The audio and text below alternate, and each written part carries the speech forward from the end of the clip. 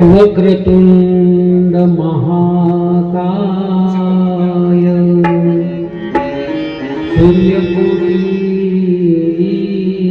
समप्रभ निर्विघ्नं कुरु मे देव सर्वकार्येषु सर्वदा। गुरुर्ब्रह्मा गुरुर्विष्णु गुरुर्देव महेश्वरा गुरु साक्षात् परब्रह्म तस्मै श्री गुरवे नमः।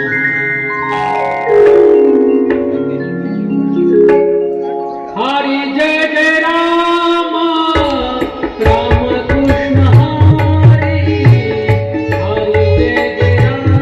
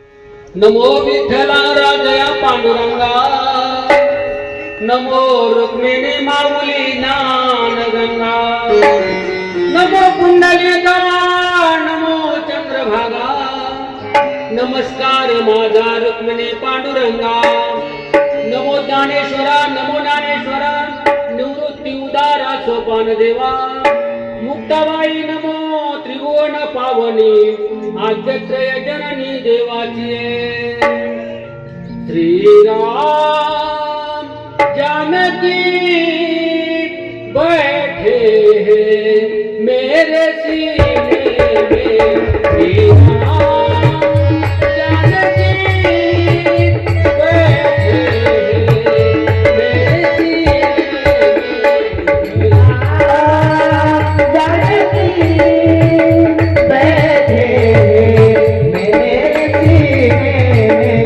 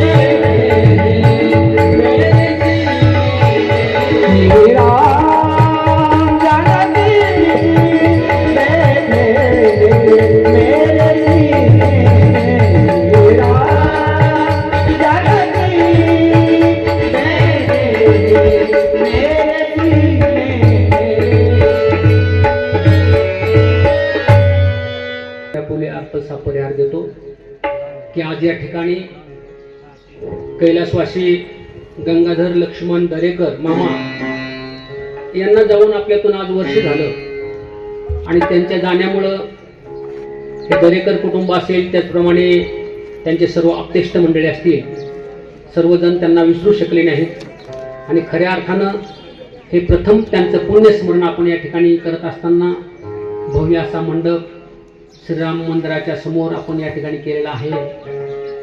त्यांच्या ह्या जाण्यामुळं त्यांचा दुःखांतिक परिवार पत्नी आहे कैलासवासी पत्नी आहे गंगा भागीरथी द्रौपदाबाई गंगाधर दरेकर त्याचप्रमाणे मुलगा आहे श्री पोपट गंगाधर दरेकर श्री शिवाजी गंगाधर दरेकर त्यांच्या सुनबाई आहेत गंगा भागीरथी लक्ष्मी सुरेश दरेकर त्यांची मुलगी गंगा भागीरथी आशाबाई भानुदास ठोंबरे त्यांची बहीण सौभाग्यवती जाईबाई किसन अनारसे गंगा भागीरथी दगडाबाई भगवान अनात्रे ह्या बहिणी आहेत.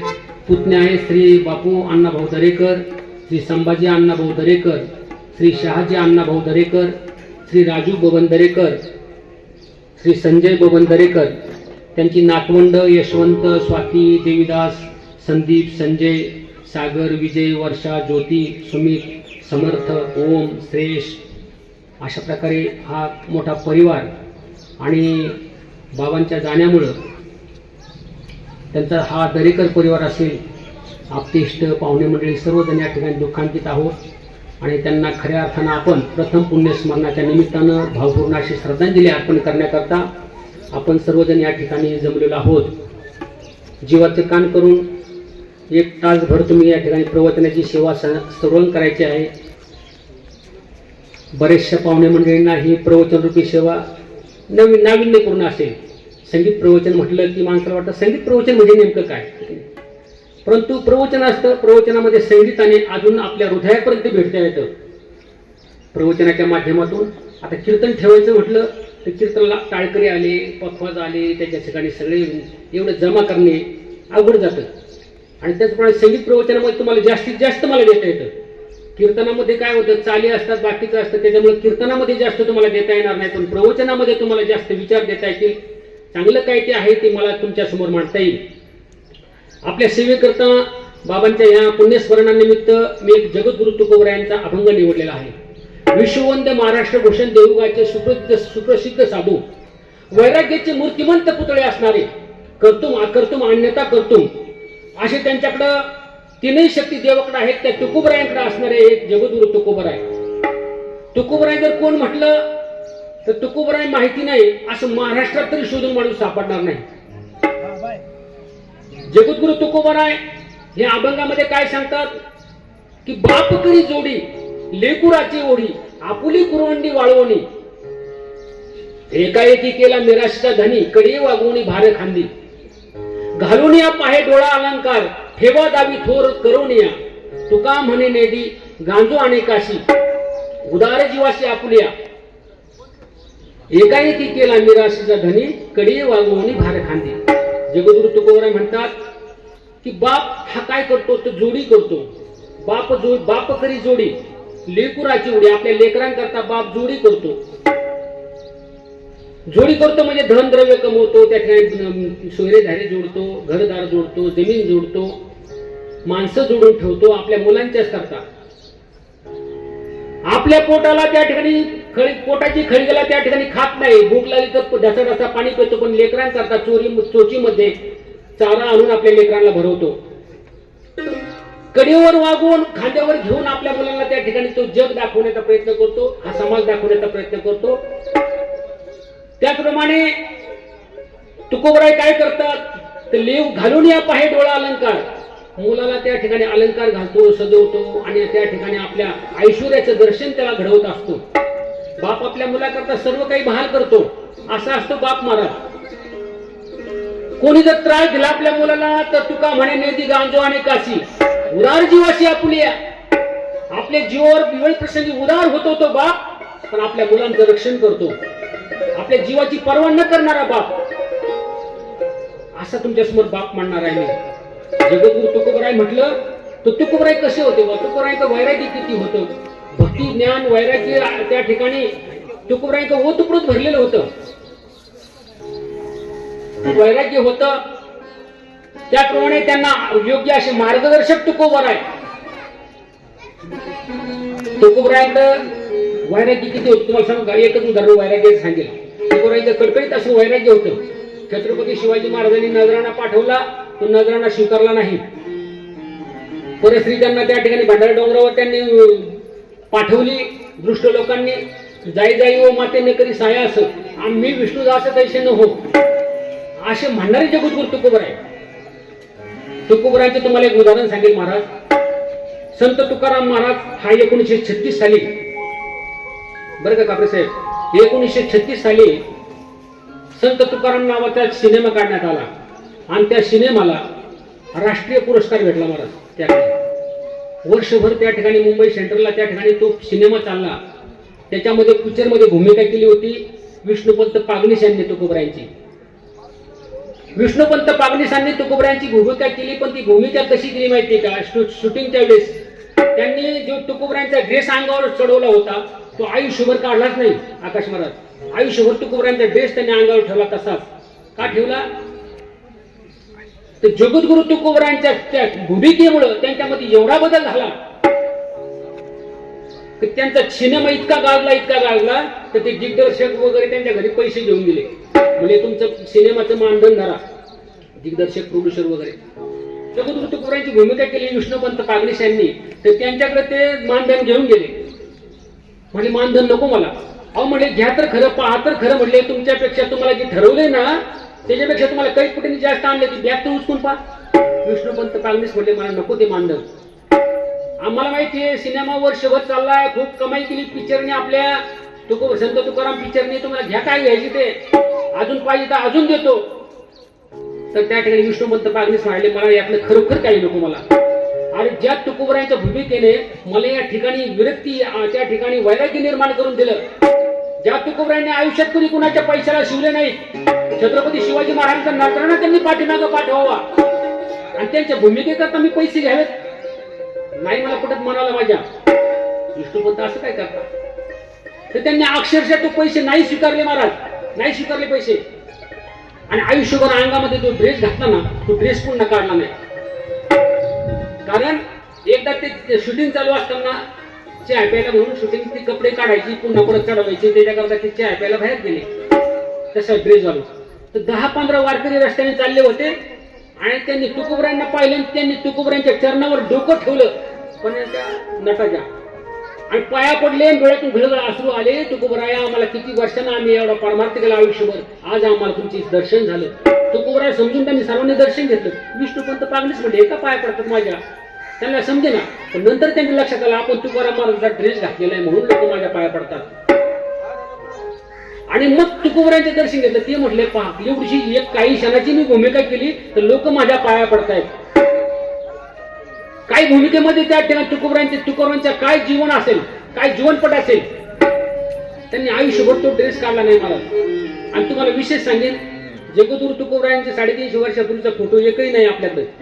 तुकोबराय कशी दिसत होते कोणालाच माहित नाही. परंतु आज घराघरामध्ये आपण जे फोटो पाहतो ना, ते विष्णुपंत पागनीस या नटाचे फोटो आहेत महाराज. एवढी महानता त्यांना प्राप्त करून दिली की आपल्या घराघरामध्ये जगद्गुरु तुकोबरायांचे जे फोटो आहेत ना, ते विष्णुपंत पागनीस नटाचे फोटो आहेत. कारण त्यांनी आयुष्य तुकोबरायांच्या त्या चरणी वाहून टाकलं. पुन्हा भूमिका करायच्या नाही आणि पुन्हा ड्रेसही काढायचा नाही.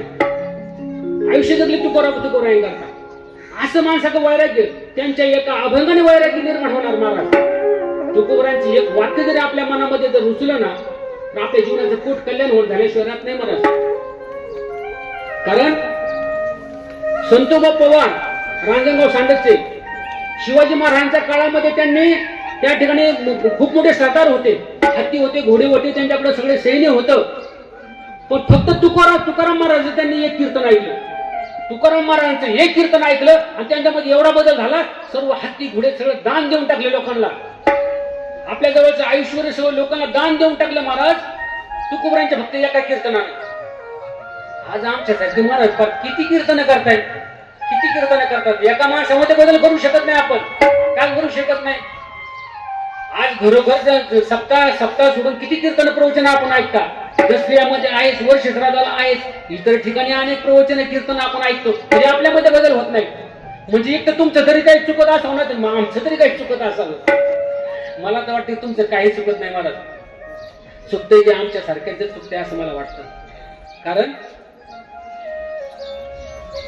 कारण काय होतं माहिती का, दुसऱ्याचं अन्न खाऊन खाऊन जिभेमध्ये शक्तीच नाही. जिव्हा दग्धा परान्न, दुसऱ्याचं खाऊन खाऊन जिभेमध्ये पावर राहिली नाही. आणि हसतो दग्धा परिग्रहात, त्या 25,000, त्या 30,000, त्या 50,000 आणि हात पसरून त्या हातामध्ये शक्ती राहिली नाही. तुम्हाला जर आशीर्वाद दिला ना आमच्या सारख्याने, त्या आशीर्वादामध्ये काही फल राहिले नाही. कारण दुसऱ्याचं घेऊन घेऊन त्या हातातली शक्ती गेली आणि दुसऱ्याचं खाऊन जिभेतली शक्ती गेली. जिभेने म्हटले तुमचं कल्याण हो, होणारच नाही. असं होऊन बसलं महाराज. कारण ते माझ्याकरता नाही सांगितलं महाराज, मी कोणाचा रुपया कापरे साहेबांना माहिती. आयुष्यात कधी 45 सालापासून कार्यक्रम केला, समाजाचा 1 रुपया माझ्या घरामध्ये मी घेतलाच नाही महाराज. कारण आपल्या जिभेमध्ये शक्ती नाही करता आपण काय केलं पाहिजे, व्रत पाळली पाहिजे महाराज. कुठेही बी अन्न खाल्लं, कोणी म्हणलं चल वडापाव चालतो तुला, कुठे मिसळ चालतात काय, त्याच्याकरता तुम्ही काय लाचार होऊ नका. आता इलेक्शन आलं, आता घरोघर ते इलेक्शन करता, खाण्याकरता माणसं. आणि जिव्हा दगदा पराने आपल्या मुलांना आशीर्वाद दिला तर मुलांचं कल्याण व्हावं. जगद्गुरु तुकोबराय असे जीवन जगले महाराज, असं जीवन जगले. म्हणून बाप काय करतो आपल्या जीवनामध्ये, बापाचं महत्व सर्वत्र वर्णन केले गेले महाराज. परंतु जगद्गुरु तुकोबरायांनी पाहिलं की आईचं वर्णन आहे ना सर्व संतांनी केलं, कवींनी केलं, लेखकांनी केलं. परंतु आईचं वर्णन करण्याकरता आईला उपमा द्यायची ठरली तर आईला उपमा द्यायची ठरली तर देवाला सुद्धा आईचीच उपमा दिली. संतांना उपमा आईचीच दिली. परंतु देवाला उपमा देत असताना बापाची उपमा नाही लवकर दिली महाराज, कारण आईची उपमा दिली. विठू माऊली तू माऊली जगाची, विठू माऊली तू माऊली जगाची, माऊली जगती विठ्ठलाची,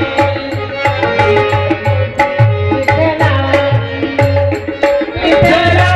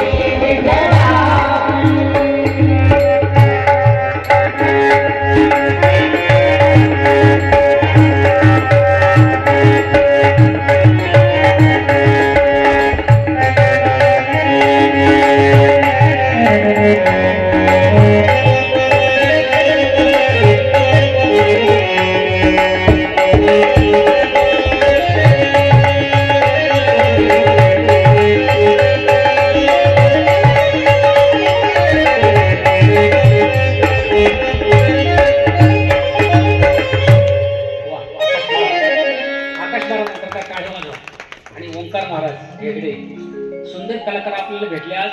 तुमची कान तृप्त होणार बा आज, कारण त्यांचं गायन आणि एवढे मोठे कलाकार भेटणं खूप मुश्किल गोष्ट महाराज. आणि हे दुग्ध शर्करायोग म्हणतात. ओंकार महाराज घेगडे झिटोबीला पाहिलं असेल तुम्ही, प्रत्येक महाराजांच्या कीर्तनालयांनी वाजवलं. ढोक महाराज असतील, त्या टाइम भोलेबाबा असतील, इंदोरीकर महाराज असतील. महाराष्ट्रात कुठला महाराज यांना ओळखत नाही असे ओंकार महाराज नाही. त्यांचे क्लास असतात, संगीत मृदंग शिकवतात, तबला शिकवतात मुलांना. वाडेकर महाराज या ठिकाणी खूप सुंदर या ठिकाणी खूप त्यांच्या कार्यक्रमामध्ये, भागवतामध्ये असेल, रामायणामध्ये वाजवतात. असे सुंदर कलाकार आपल्याला भेटले. कापड साहेबांनी सांगितलं, म्हटले आकाश महाराजाला घेऊन या, म्हटले येतोच. अशा प्रकारे सुंदर साथ लाभले आज. आणि तुमच्यासारखे प्रेक्षक माझ्यासमोर, तुमच्यासारखी भाविक मंडळी माझ्यासमोर असल्यानंतर या ठिकाणी मला अजून बोलता येईल. जगद्गुरु तुकोबरा या ठिकाणी आईचे वर्णन खूप जणांनी केलं. विठू माऊली तू माऊली जगाची, माऊलीच मूर्ती विठ्ठलाची. नामदेव महाराजांनी म्हणावं, दिनाची माऊली माऊली आज म्या देखिली, कटी ठेवून या कर, उभी राहे विटेवरी विटेवरी. माऊली माऊली आज म्या देखिली. ज्ञानेश्वर महाराजांनी देवाला आई म्हणून हाक मारावं. जाईन गे माई तया पंढरपुरा, भेटे ना माहेर आपुलिया. जनाबाईंनी सुद्धा म्हणावं, एक विठाबाई, एक विठाबाई, माझे पंढरीचे आई, माझे पंढरीचे आई. भीमा आणि चंद्रभागा, भीमा आणि चंद्रभागा. जनाबाईने म्हणावं, त्या ठिकाणी प्रत्येक संतांना देवाला हात मारावी, की देवाला आई म्हणावं. आईची ठरली तरी आईचीच उपमा दिली. देवाला उपमा आईचीच. जगद्गुरु तुकोबरांनी एका अभंगामध्ये आई देव संतांना सुद्धा आई म्हटलं महाराज. कुठली उपमा दिली आईची? लेकुराची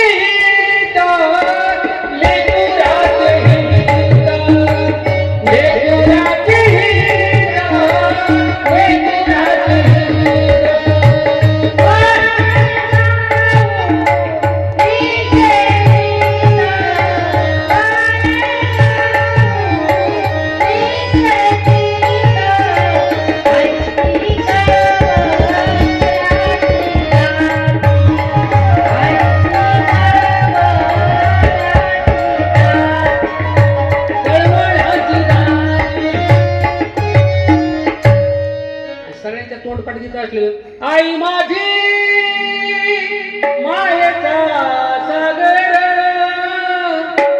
तिने दिला जीवनाला कार. आईची की सर्वांना माहिती, आईला सर्वांनी आईवर गीतं रचावी, आईवर नाटकं काढावी, आईवर सिनेमे काढावे. त्या ठिकाणी आईवर सिनेमा काढत असताना त्या ठिकाणी खूप अशा प्रकारे आईवर सगळं काही घडलं महाराज. सगळ्यांनी आई दर्शवली, परंतु आईला म्हणावं प्रेम स्वरूप आई, वात्सल्य सिंधू आई, बोलावं तुझा आता कोणत्या उपायी. कवी पाचपोरने म्हणावं, हांबरुणी वासराले चाटती जावा गाय, तवा मले तिच्यामध्ये दिसती माझी माय. गायीमध्ये सुद्धा आईच पाहावी. बाप कुठे महाराज, बाप कुठे गेला? बापाचं वर्णन करायचं राहून गेलं महाराज. आपल्या देशाला सुद्धा आईच म्हटलं गेलं महाराज. आपल्या भारत देशाला 5 नावं, आजनाथ खंड, आर्यावर्त, हिंदुस्तान, चौथं नाव काय इंडिया, आणि 5वं नाव भारत. नुसतं भारत नाही तर भारत माता असं म्हणतो ना आपण. थोडा इको कमी करायचं बोलताना. भारत माता म्हणतो की नाही आपण? म्हणजे आपल्या देशाला जरी म्हटलं तरी भारत माता म्हणावं. साने गुरुजींनी सुद्धा त्या ठिकाणी श्यामची आई लिहिली, पण श्यामचा बाप नाही लिहिला महाराज. बाप वंचित राहिला. प्रज्ञा अत्रेंनी सुद्धा त्या ठिकाणी श्यामची आई चित्रपट काढला, श्यामच्या आईला चित्रपटाला पुरस्कार भेटला, परंतु बापावर चित्रपट काढायचं राहून गेले महाराज. बाप हा मांडला, परंतु कसा मांडला? सिनेमामध्ये, नाटकामध्ये व्यसनी, जुगारी, आईला मारझोड करणारा, घरामध्ये धाक दाखवणारा असा बाप वापरण्यात आला. मला अभ्यास कर, नाही तुझ्या बापाला सांगेल, तुझ्या वडिलांना सांगेल, पप्पाला सांगेल, ती मारतील तुला. म्हणजे मारझोड करणारा, सतत दम देणारा घरामध्ये. एक आपल्याला खलनायकच पात्र देऊन टाकलं महाराज घरामध्ये. मी घरामध्ये म्हणत असतो, अरे तुम्ही माझा वापर नका करू कायमचा, मी मेल्यावर कोणीच रडायचं नाही, बाहेरची तर रडणारच नाही, पण घरातली तर रडतील का नाही मला सांगताय. नातवंड म्हणते ना मला सारखा हानीत होता, मला नका वापरून घेऊ म्हटलं आतापर्यंत. आता बाद झालं मुलांपुरतं, आता नातवंडा करता नका मला वापरून. पण नातवंडाला दम द्यायला सुद्धा मलाच. ते मुलं ऐकत नाही, मोबाईल घेतात, ना तुम्ही दम द्या. आता काय दम द्या म्हणजे मीच सांगतो. म्हणजे काय होतं माहिती का, आपल्याला खलनायक पात्र आपल्याकडे दिलं, आणि आपल्यामध्ये सुद्धा प्रेम असतं, जिव्हाळा असतो, आपुलकी असते. आई जशी मंदिराचा उंच कळस, आई त्या ठिकाणी दारातील पवित्र तुळस, भजनात वाजवली अशी लयबद्ध टाळी, आणि वेदनेनंतर मारलेली आरोळी म्हणजे आई. तसं आई लंगड्याची गाय, लंगड्याची माय, तर त्या ठिकाणी दुधावरची साय, अशा आईला उपमा देण्यात आल्या महाराज. पण बापाला कुठली उपमा दिली?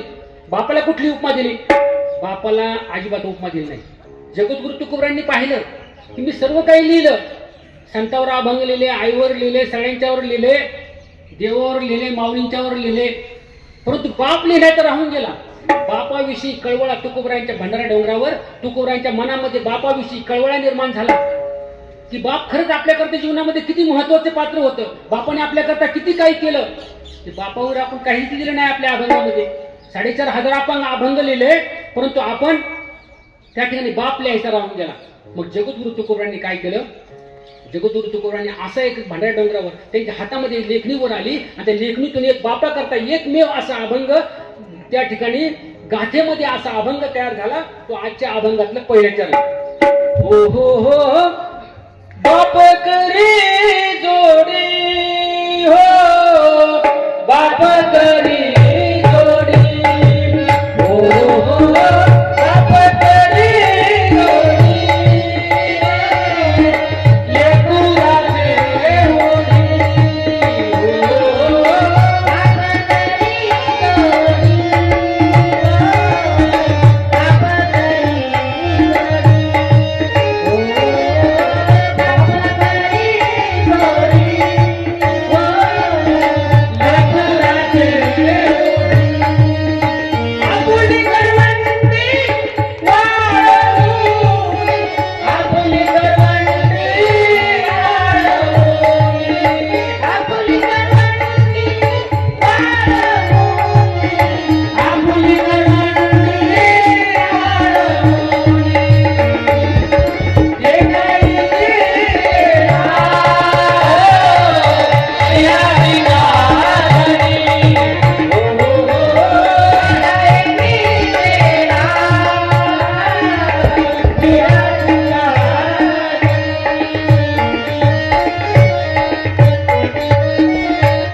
बाप करी लेकुराची ओढी, आपुली कुरवंडी वाळवण्या. तुम्हाला पहिले सांगितलं की बाप जोडी करतो. बाप आपल्याकरता काय काय जोडतो, माणसं जोडतो, धन जोडतो, संपत्ती जोडतो, घरदार जोडतो, त्या ठिकाणी सोयरे धारे जोडून ठेवतो. मी जर गेलो तर माझ्या वर्ष श्राद्धाला निदान माणसं आली पाहिजे. मी गेल्यानंतर माझ्या कुटुंबाला जर काय अडचण आली तर मी जी माणसं माझ्या जिव्हाळ्याची जोडलेत ना ती माझ्या कुटुंबाच्या नक्की कामी येतील. म्हणून तो बाप आपली जोडी करत असतो. प्रत्येकाच्या दाव्या मैत्रीमध्ये जातो, सुखदुःखामध्ये हजर राहतो. कारण माझ्या कुटुंबाकरता काही अडचण आली, जर माझ्या मुलाकडून काही चुकलं तर गावातल्या लोकांनी म्हणावं त्याचा बाप खूप चांगला होता, जाऊ द्या त्याच्या एका चुकीला आपण पांघरून घालू, त्याचा बाप खूप चांगला होता म्हणून आपण त्याला त्या ठिकाणी समजून घेतील माझ्या मुलांना. अशा प्रकारे बाप जोडत असतो माणसं. पा लग्नामध्ये सोयरे धारे जोडतो. कशा करता सोयरे धारे जोडून ठेवतो की माझ्या मुलांना काही अडचणी आल्या तर सोयरे धावत येतील, कोणी आजारी पडलं तर धावत येतील. त्याच्याकरता माणसं बाप काय करतो, सोयरे जोडून ठेवतो. अशा प्रकारे बाप आपलं जोडी करत असतो. बाप हा चंदनाप्रमाणे सतत झिजणारा बाप असतो महाराज. चंदन हा दगडावर झिजून जातो. चंदनाला एकाने विचारलं तू झिजून जातो, संपून जातो, तुला वाईट नाही का वाटत? तर चंदन काय म्हणाला, मी संपून जातो, झिजून जातो, परंतु मी दुसऱ्याला शांत त्या ठिकाणी शीतलता देतो, कपाळाला त्या ठिकाणी सुगंध देतो. मला संपताना अजिबात वाईट वाटत नाही. समाजाकरता मी काहीतरी देतोय. माणसाने समाजाकरता देत जावं आणि समाजाकरता दिल्यानं ती माणसं आयुष्यभर स्मरणात राहतात महाराज. काही करता, गावाकरता म्हणा, समाजाकरता आपण काहीतरी देत चला. कुटुंबाकरता तर सर्वजण करतात. आपण दुसऱ्याकरता देण्याचा प्रयत्न करावा. कारण जी माणसं स्वतःकरता जगली ना ती खऱ्या अर्थाने जगलीच नाही महाराज. जी दुसऱ्याकरता जगली ना ती खऱ्या अर्थाने जगली महाराज. कारण एखादा मनुष्य जर रस्त्याने चालला तर एखाद्या खजुराचं झाड असलं तर त्या ठिकाणी त्या खजुराचं झाडाकडे पाहत राहतो. जर त्याला उन्हाच्या पाणी सावली त्याला भेटत नाही आणि फळ त्याला भूक लागली खावं वाटलं तर फळही खाता येत नाही. ठीक आहे, अशी माणसं जीवनामध्ये काही कामाची. तर त्या ठिकाणी माणसानं असं जीवन जगावं. बाप ह्या नात्यानं बाप अशी माणसं जोडून ठेवतो, धन जमवतो, आपल्या मुलांकरता सगळं काही करतो महाराज. स्वतः करता काहीच करायचं राहून जातो बापाला. स्वतः करता तो साधी चप्पलही घेत नाही महाराज. स्वतः करता बाप काहीच करत नाही. जगी ऐसा बाप व्हावा, जगी ऐसा बाप व्हावा, त्याचा वंश दिसणावा, त्याचा वंश दिसणावा, त्याचा वंश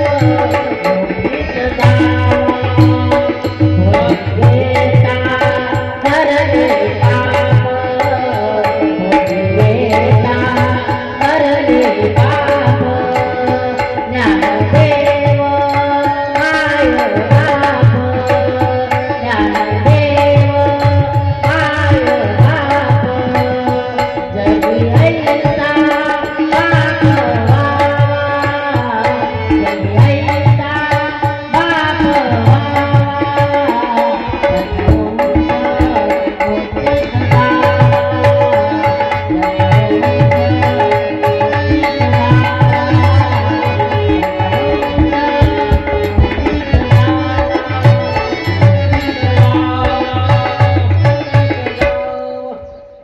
जगी ऐसा बाप व्हावा, त्याचा वंश मुक्ती सजावा. बापाने असं जीवनामध्ये कार्य करावं की आपल्या कुटुंबाला काय, घरामध्ये काय आधार होईल अशा पद्धतीने वागावं महाराजांचा. बाप हा जीवनामध्ये सतत झिजणारा असतो, संपणारा असतो, परंतु आपल्या लेकरा बाळाकरता झिजून तो जातो. परंतु आपल्या कुटुंबाकरता बाप जोडी करतो आणि लेकराकरता करत असतो. आपल्या लहान लेकरं असतात, लहानाची मोठी करत असताना हाडाची काळे करतो, रक्ताचं पाणी करतो, दिवसभर दुसऱ्याच्या शेतात राबतो आणि आपल्या घरामध्ये चोचीमध्ये चारा जशी पिल्लं पक्षी आणतात आणि आपल्या पिलांना भरवतात त्याप्रमाणे तो बाप भरवत असतो महाराज.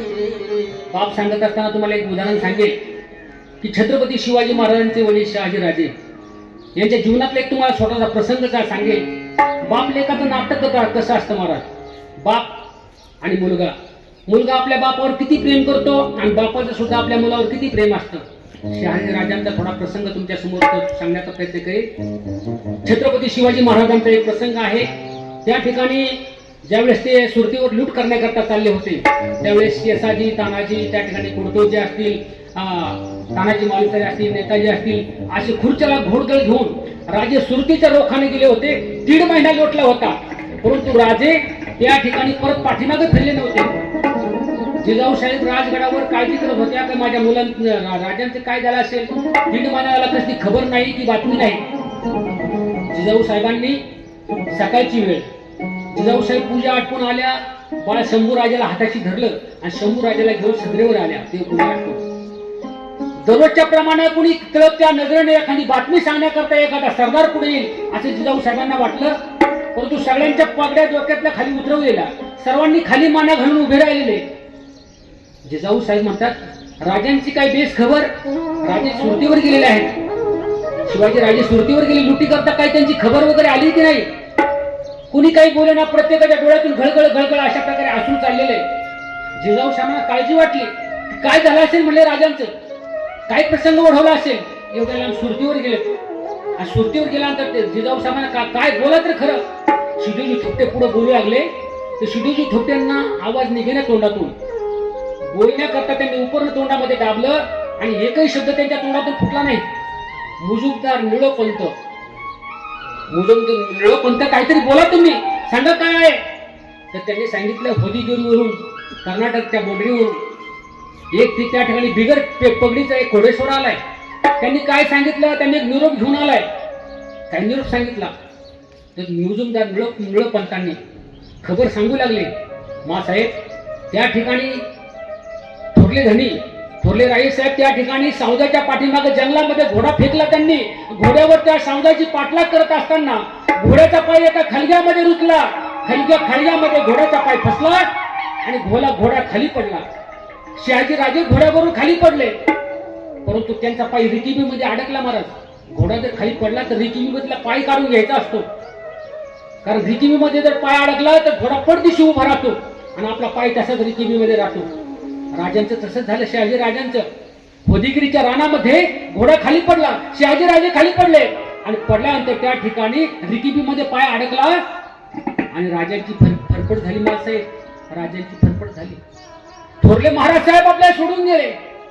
असं म्हटल्यावर जिजाऊंच्या अंगावर वीज पडावी असा भास झाला. जिजाऊ साहेबांना काही समजेना.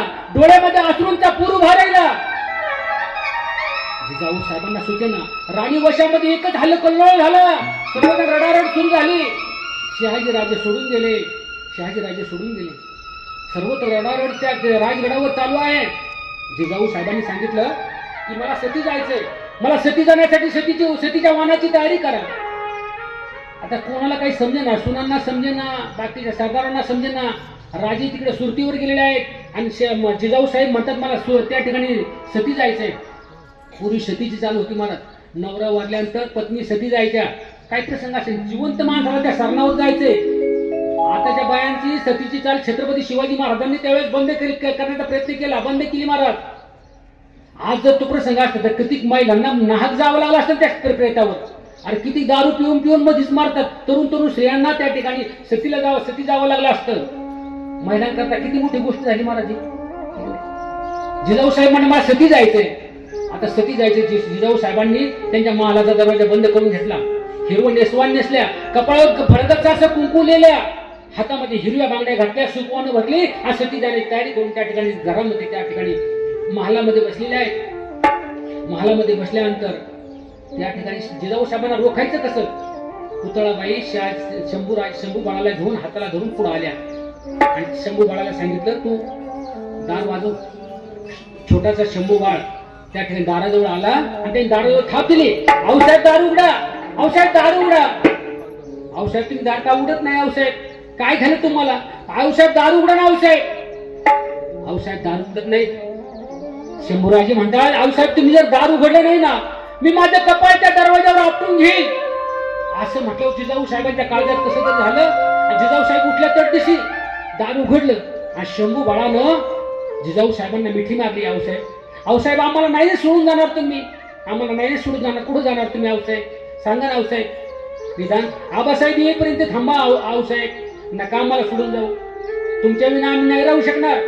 शंभू बाळ म्हणतात छत्रपती शिवाजी महाराज येईपर्यंत शंभू बाळाने जिजाऊ साहेबांना रुक्त करण्यात त्यांना यश आलं होतं.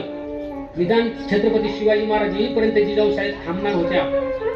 त्या ठिकाणी छत्रपती शिवाजी महाराज आपले विजयी घोडदळ घेऊन हिरे माणके त्या ठिकाणी सोनं नाणं वगैरे घेऊन त्या ठिकाणी घोड्यावर बसून सर्व सोनं नाणं त्या ठिकाणी हिरे माणके घेऊन सुरतीवरून लुटीमध्ये येत होते. राजगडाच्या पायथ्याशी आले, पण रोजच्या प्रमाणे त्यांचं स्वागत करण्याकरता कोणीच तिथे समोर दिसेना. छत्रपती शिवाजींची राज संतापाने उजवी भोळी वर गेली का माझं आज स्वागत करण्याकरता एकही शिपाई पुढे येऊ नये, एकही सैनिक पुढे येऊ नये. छत्रपती शिवाजी राजाने वर पाहिलं तर त्या ठिकाणी पद्मावती माचेवरचा ती निशाण काठी आहे ना, त्या ठिकाणी भगवा फडकत होता. ती निशाण काठी गुंडी पाहिली, त्याला भगवा दिसत नाही. राजांच्या मनात मात्र काहूर निर्माण झालं. काय झालं असेल राजगडावर, काय प्रसंग ओढवला असेल, आज माझ्या गडावर भगवा दिसत नाही. मी 1.5 महिना गेलो होतो सुरतेवर, काय प्रसंग ओढवला असेल. त्या ठिकाणी छत्रपती शिवाजी महाराज घोड्यावरून खाली उतरले आणि पालखीमध्ये बसले. पालखी त्या ठिकाणी गडावर गेली. त्या ठिकाणी महाल पाठीमागं टाकत भोई ती पालखी घेऊन चालले होते. जिजाऊ साहेबांच्या महालासमोर पालखी आणली, पालखी खाली टेकवली. राजे पालखीतून खाली उतरले, जिजाऊ साहेबांच्या महालाच्या दरवाजामध्ये गेले. दरवाजा लावलेला होता महाराज. छत्रपती शिवाजी महाराजांनी दरवाजा ढकलला. दरवाजा ढकलल्यानंतर दरवाजाच्या कुरकुरीने तो आवाजाने जिजाऊ साहेब खाली मान घालून बसलेल्या दरवाजाचा आवाज आल्याबरोबर जिजाऊ साहेबांनी वर पाहिल्यावर समोर पाहिलं तर राजे छत्रपती शिवाजी महाराज समोर दिसल्यानंतर शिवबा म्हणून मोठा कंठ फोडला. शिवबा! शिवाजीराजांना समजेना काय झाले. राजे समोर आले, साहेबांना जवळ घेतलं. औषध झाले काय? शिवबा आपले थोरले धनी साहेब, थोरले महाराज साहेब आपल्याला सोडून गेले. शिवबा!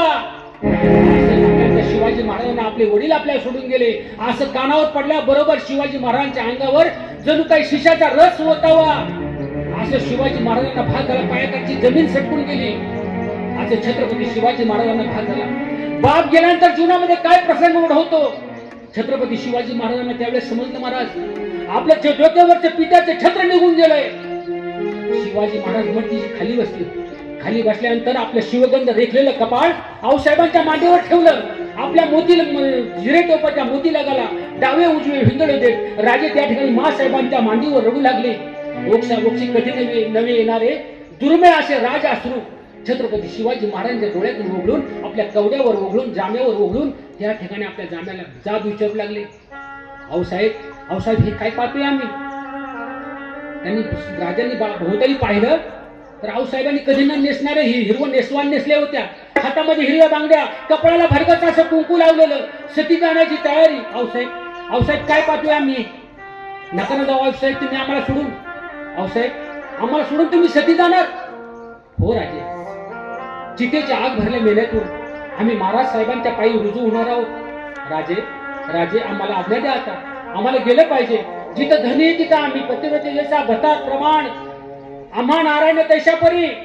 ज्याप्रमाणे पतिव्रतेला हा आपला भ्रतार देवा समान असतो तसं आमचे तुमच्या पिताश्रींच्या चरणी आम्हाला जायला जागा द्या, आम्हाला जाऊ द्या. का राजे नका रोखो आम्हाला.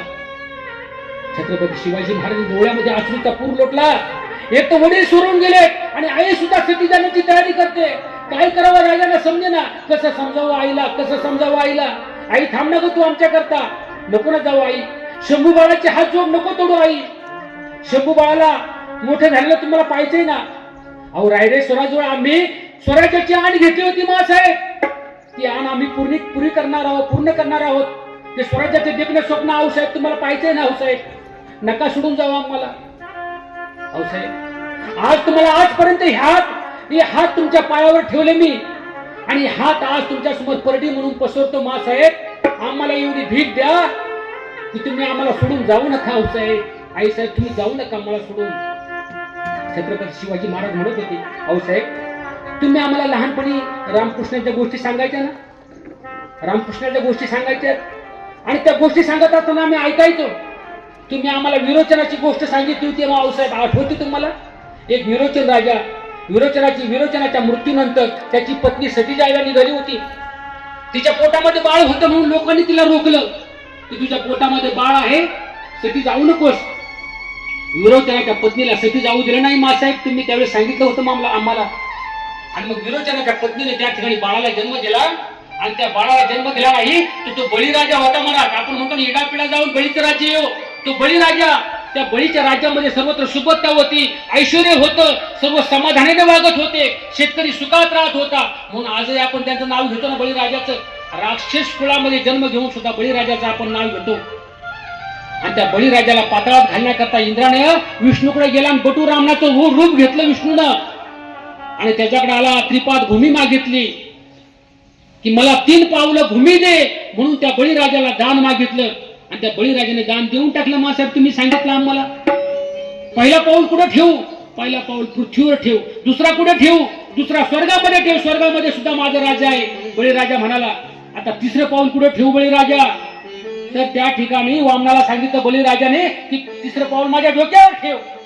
आणि तिसरं पाऊल बळीराजाच्या डोक्यावर ठेवलं. त्या वामनाने बटू वामनानं आणि त्याला पाताळात घातला. बळीराजाला पाताळात घातला. त्यानंतर मात्र विष्णूला भीती वाटू लागली. त्या विरोचनाची पत्नी बळीराजाची आई आता मला नक्की शाप देईल म्हणून देव घाबरला. मी या बळीराजाला निष्कर्म मारले, त्याला पाताळात घातलाय, आता त्याची आई मला नक्की शाप देईल.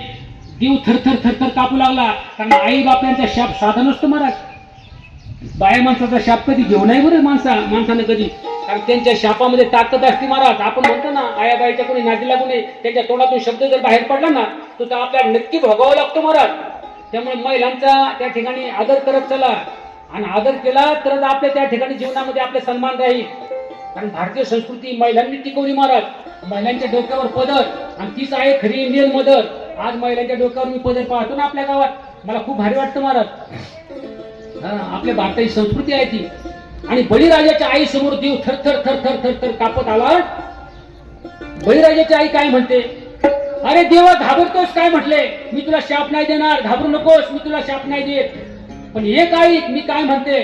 भली हुई सती नहीं गई विरोचन के साथ, भली हुई सती नहीं गई विरोचन के साथ, ऐसा पुत्र पैदा किया प्रभु पसारे हात. प्रभू पसारे हात. अरे देवाने सुद्धा ज्याच्या पुढे हात पसरावं असा मुलगा मी तयार केला. आणि जेणे विश्व निर्मिले महर्षी देवा संस्थापिले एकेश स्वर्गात धरले सत्ता मात्रे आपल्या.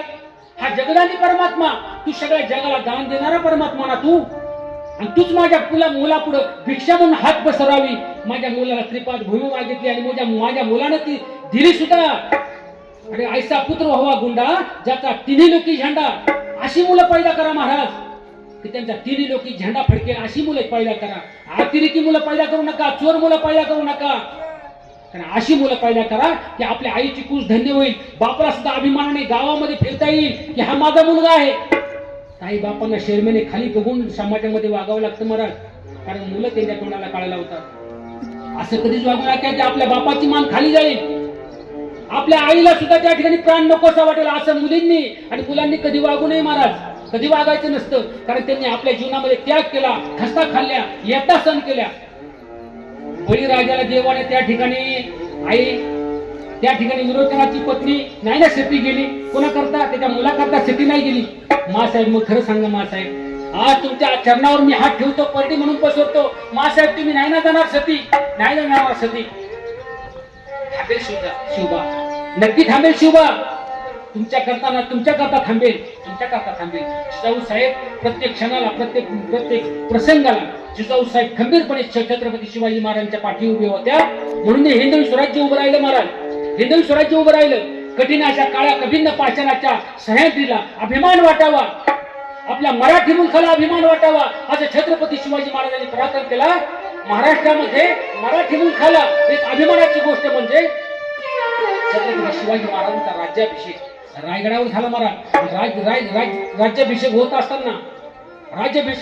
असताना 32 मनाचं सिंहासन, त्या सिंहासनावर बसत असताना राजांनी प्रत्येक पायरीवर पाऊल ठेवत असताना आता राजे 32 मनाच्या सिंहासनावर बसणार आहेत.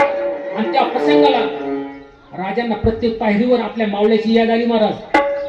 बाप सांगतो तुमच्या करता, प्रत्येक पायरीवर तानाजी आठवला. अरे माझा तानाजीचा हात तुटून गेला, पण तानाजी लढत होता. लढता त्यांनी कोणाला घेतला तेव्हाच राहिला महाराज. असा माझा तानाजी मला सोडून गेला. अरे तर खिंडीमध्ये लढता घोडखिंडीमध्ये लढता माझ्या बाजीने प्राणाचं बलिदान दिलं. तेव्हा कुठं हे स्वराज्य उभं राहिलं. दुसऱ्या पायरीवर आठवलं. राजाने एकेका मावल्याची एका रक्ताची त्याला ध्यान आलं. अरे शिवकाशींनी माझ्याकरता प्राण दिला. बाजी असेल, नेताजी असेल, त्या ठिकाणी अनेकाच्या शूरवीरांनी, मुरारबाजी असेल, अशा सैनिकांची याद आली प्रत्येक पायरीवर राजांना. आणि शेवटची पायरी होती, त्या पायरीवर पाऊल ठेवत असताना आता सिंहासनावर बसायचे. तर राजांना त्यांच्या पिताश्रींची आठवण आली. त्यांच्या पिताश्रींची आठवण आली, शहाजी राजांची आठवण आली आणि त्यांच्या समोर राजमुद्रा तरुण गेली. प्रतिपचंद्र लेखे वर्धिष्णू विश्ववंदिता शाश्वत शिवशेषा मुद्रा भद्राई राजते. आपल्या वडिलांनी दिलेली ती राजमुद्रा छत्रपती शिवाजी महाराजांच्या डोळ्यासमोर आली आणि आमच्या पिताश्रींची आठवण आली. पिताश्रींची आठवण आली, आपल्या बापाची आठवण आली आणि छत्रपती शिवाजी महाराज आता आमच्या 32 मनाच्या सिंहासनावर बसणार. राजे पुन्हा पाठीमागे फिरले आणि पळत पळत खाली आले सिंहासनावरून. आपल्या मासाहेबाजवळ आले. मासाहेबांचं वय झाले, जिजाऊ साहेबांचं लटलटत्या डोळ्यानं धुसर अशी नजर झालेली जिजाऊ साहेबांची. बाळ शिवाकडे पाहत होत्या, त्यांच्या डोळ्यामध्ये आनंद अश्रू होते की ज्याच्या करता यांनी अख्खं आयुष्य घालवलं, की ह्या गादीवर बसण्याकरता, त्या सुवर्णाच्या रत्न जडित त्या सिंहासनावर बसण्याकरता जे स्वप्न पाहिलं होतं स्वराज्याचं ते आज पूर्ण होते आणि राजे पुन्हा परत आले. जिजाऊ साहेब म्हणतात, बाळ राजे काय झालं? शिवाजीराजे झाले काय? शिवाजीराजे आले आणि आईच्या मांडीवर डोकं ठेवलं, रडू लागले. शिवबा कारण तू आता तू राजा झालास ना, आता पुढे 32 मनाचं सिंहासन निर्माण केलं. मराठी मुलखाला अभिमान वाटावा असं सिंहासन त्या ठिकाणी निर्माण झालं. माझं कारण तू. आई मला रडायला, मला ह्या एका गोष्टीची येत आई.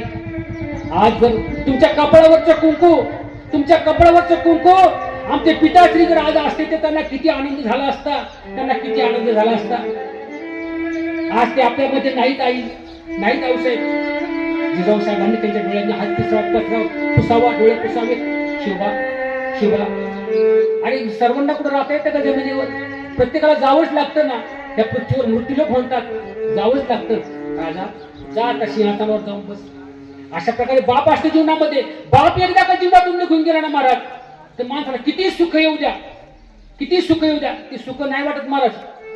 घरामध्ये आपल्या बाप जोर जिवंत आहे ना, तोपर्यंत आपल्या मोठेपणाचं आहे.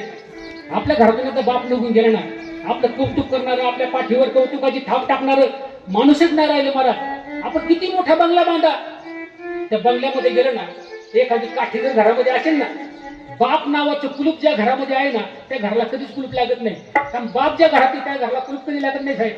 बाप एकदा का निघून गेला, आपण कामावर ड्युटीवर जातो, घराला कुलूप लावावं लागतं महाराज. पण बाप आई आपल्या घरात असली ना, नाही घराला कुलूप लागत, कारण बाप त्या ठिकाणी कुलपाचं काम करतो, घरामध्ये असतो.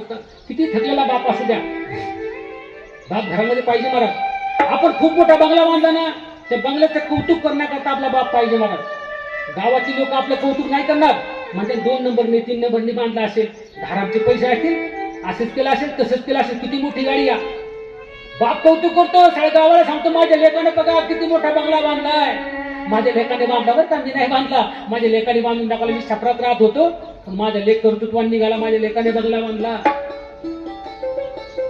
आपण आहे ना, आपण काय करा माहिती, आपल्या बायकोला ना 10,000ची साडी घ्या महाराज, 20,000ची साडी घ्या, 50,000ची घ्या, पण आईला एक 500 रुपयाची साडी आणत चला. आणि ती साडी आणल्यानंतर त्या आईच्या चेहऱ्यावर आनंद बघा महाराज किती असतो. आई सगळ्या गावभरांना सांगत सुटते, माझ्या लेकानं आणली साडी, माझ्या लेकानं बघा ना किती चांगलं लुगडं आणलं, माझ्या लेकाने मला लुगडं आणलं, 500चीच घ्या. पण ती आई गावभर सांगत सुटते, माझ्या लेकानं आणलं. अरे बापाला 200 रुपयाचं धोत्राचं पान न्या, ते धोत्राचं पान सगळ्या गावभर दाखवतो, म्हणजे माझ्या लेकाने घेतलं बघा किती सुंदर पाणी, लय मस्त पान आणलं धोत्राचं मला. बापाला किती मोठा आनंद, त्याच्या चेहऱ्यावरचा आनंद पाहत चला. काही मुलं आई बाप्पांना विचारत नाही हो. आई बाप्पांना वृद्धाश्रमात, आपल्या खेड्यातले नाही वृद्धाश्रमामध्ये, पण आज जर सिटीमध्ये शहरामध्ये पाहिलं तर जेवढे शिकले ना तेवढे हुकले महाराज. जे शिक्षणाने पुढे गेले त्यांचे आई वडील वृद्धाश्रमात आहेत. खेडेगावातला येतही नाही, पण खेडेगावात एक प्रथा आहे महाराज, आपले आई बाप गोठ्यामध्ये असतात. हे मात्र नक्की मी बऱ्याच घरामध्ये पाहिलं, आई वडील कधी हॉलमध्ये ठेवत नाही, थकले ना. माझ्या घरी आजच चला तुम्ही, माझ्या आईला 4 वर्ष झालं पॅरलेस झालेलं आहे. कापडे साहेबांना माहिती, माझ्या आईला 4 वर्ष झालं पॅरलेस झालाय, परंतु तिला हॉलमध्ये ठेवलं. कारण हॉलमध्ये ठेवल्यानंतर पाहुणे रावळे येत राहतात, आईची ठेप कशी आहे, आई व्यवस्थित आहे का, आपण एका खोलीत टाकून दिले तर त्यांना बघणारच नाही ना. पण हॉलमध्ये आल्यानंतर माणसं त्या ठिकाणी पाहतात, आईची स्वच्छता पाहतात, तिथं जर वास येत असेल तर माणसं येऊ शकत नाही. म्हणून आईला हॉलमध्ये, आपल्या बापाला हॉलमध्ये ठेवा. त्यांनी घर बांधले ना, त्यांच्यामुळे आपण मोठं झालो, त्यांना बाजूला का टाकता. अशा प्रकारे आई वडिलांची सेवा करत असताना आई बापाची सेवा ही खूप महत्वाची सेवा आहे महाराज. बापाची सेवा, आईची सेवा. क्रिकेट विश्वातला सचिन तेंडुलकर तुम्हाला सांगेल, सचिन तेंडुलकरला भारतरत्न नावाचा पुरस्कार दिला महाराज.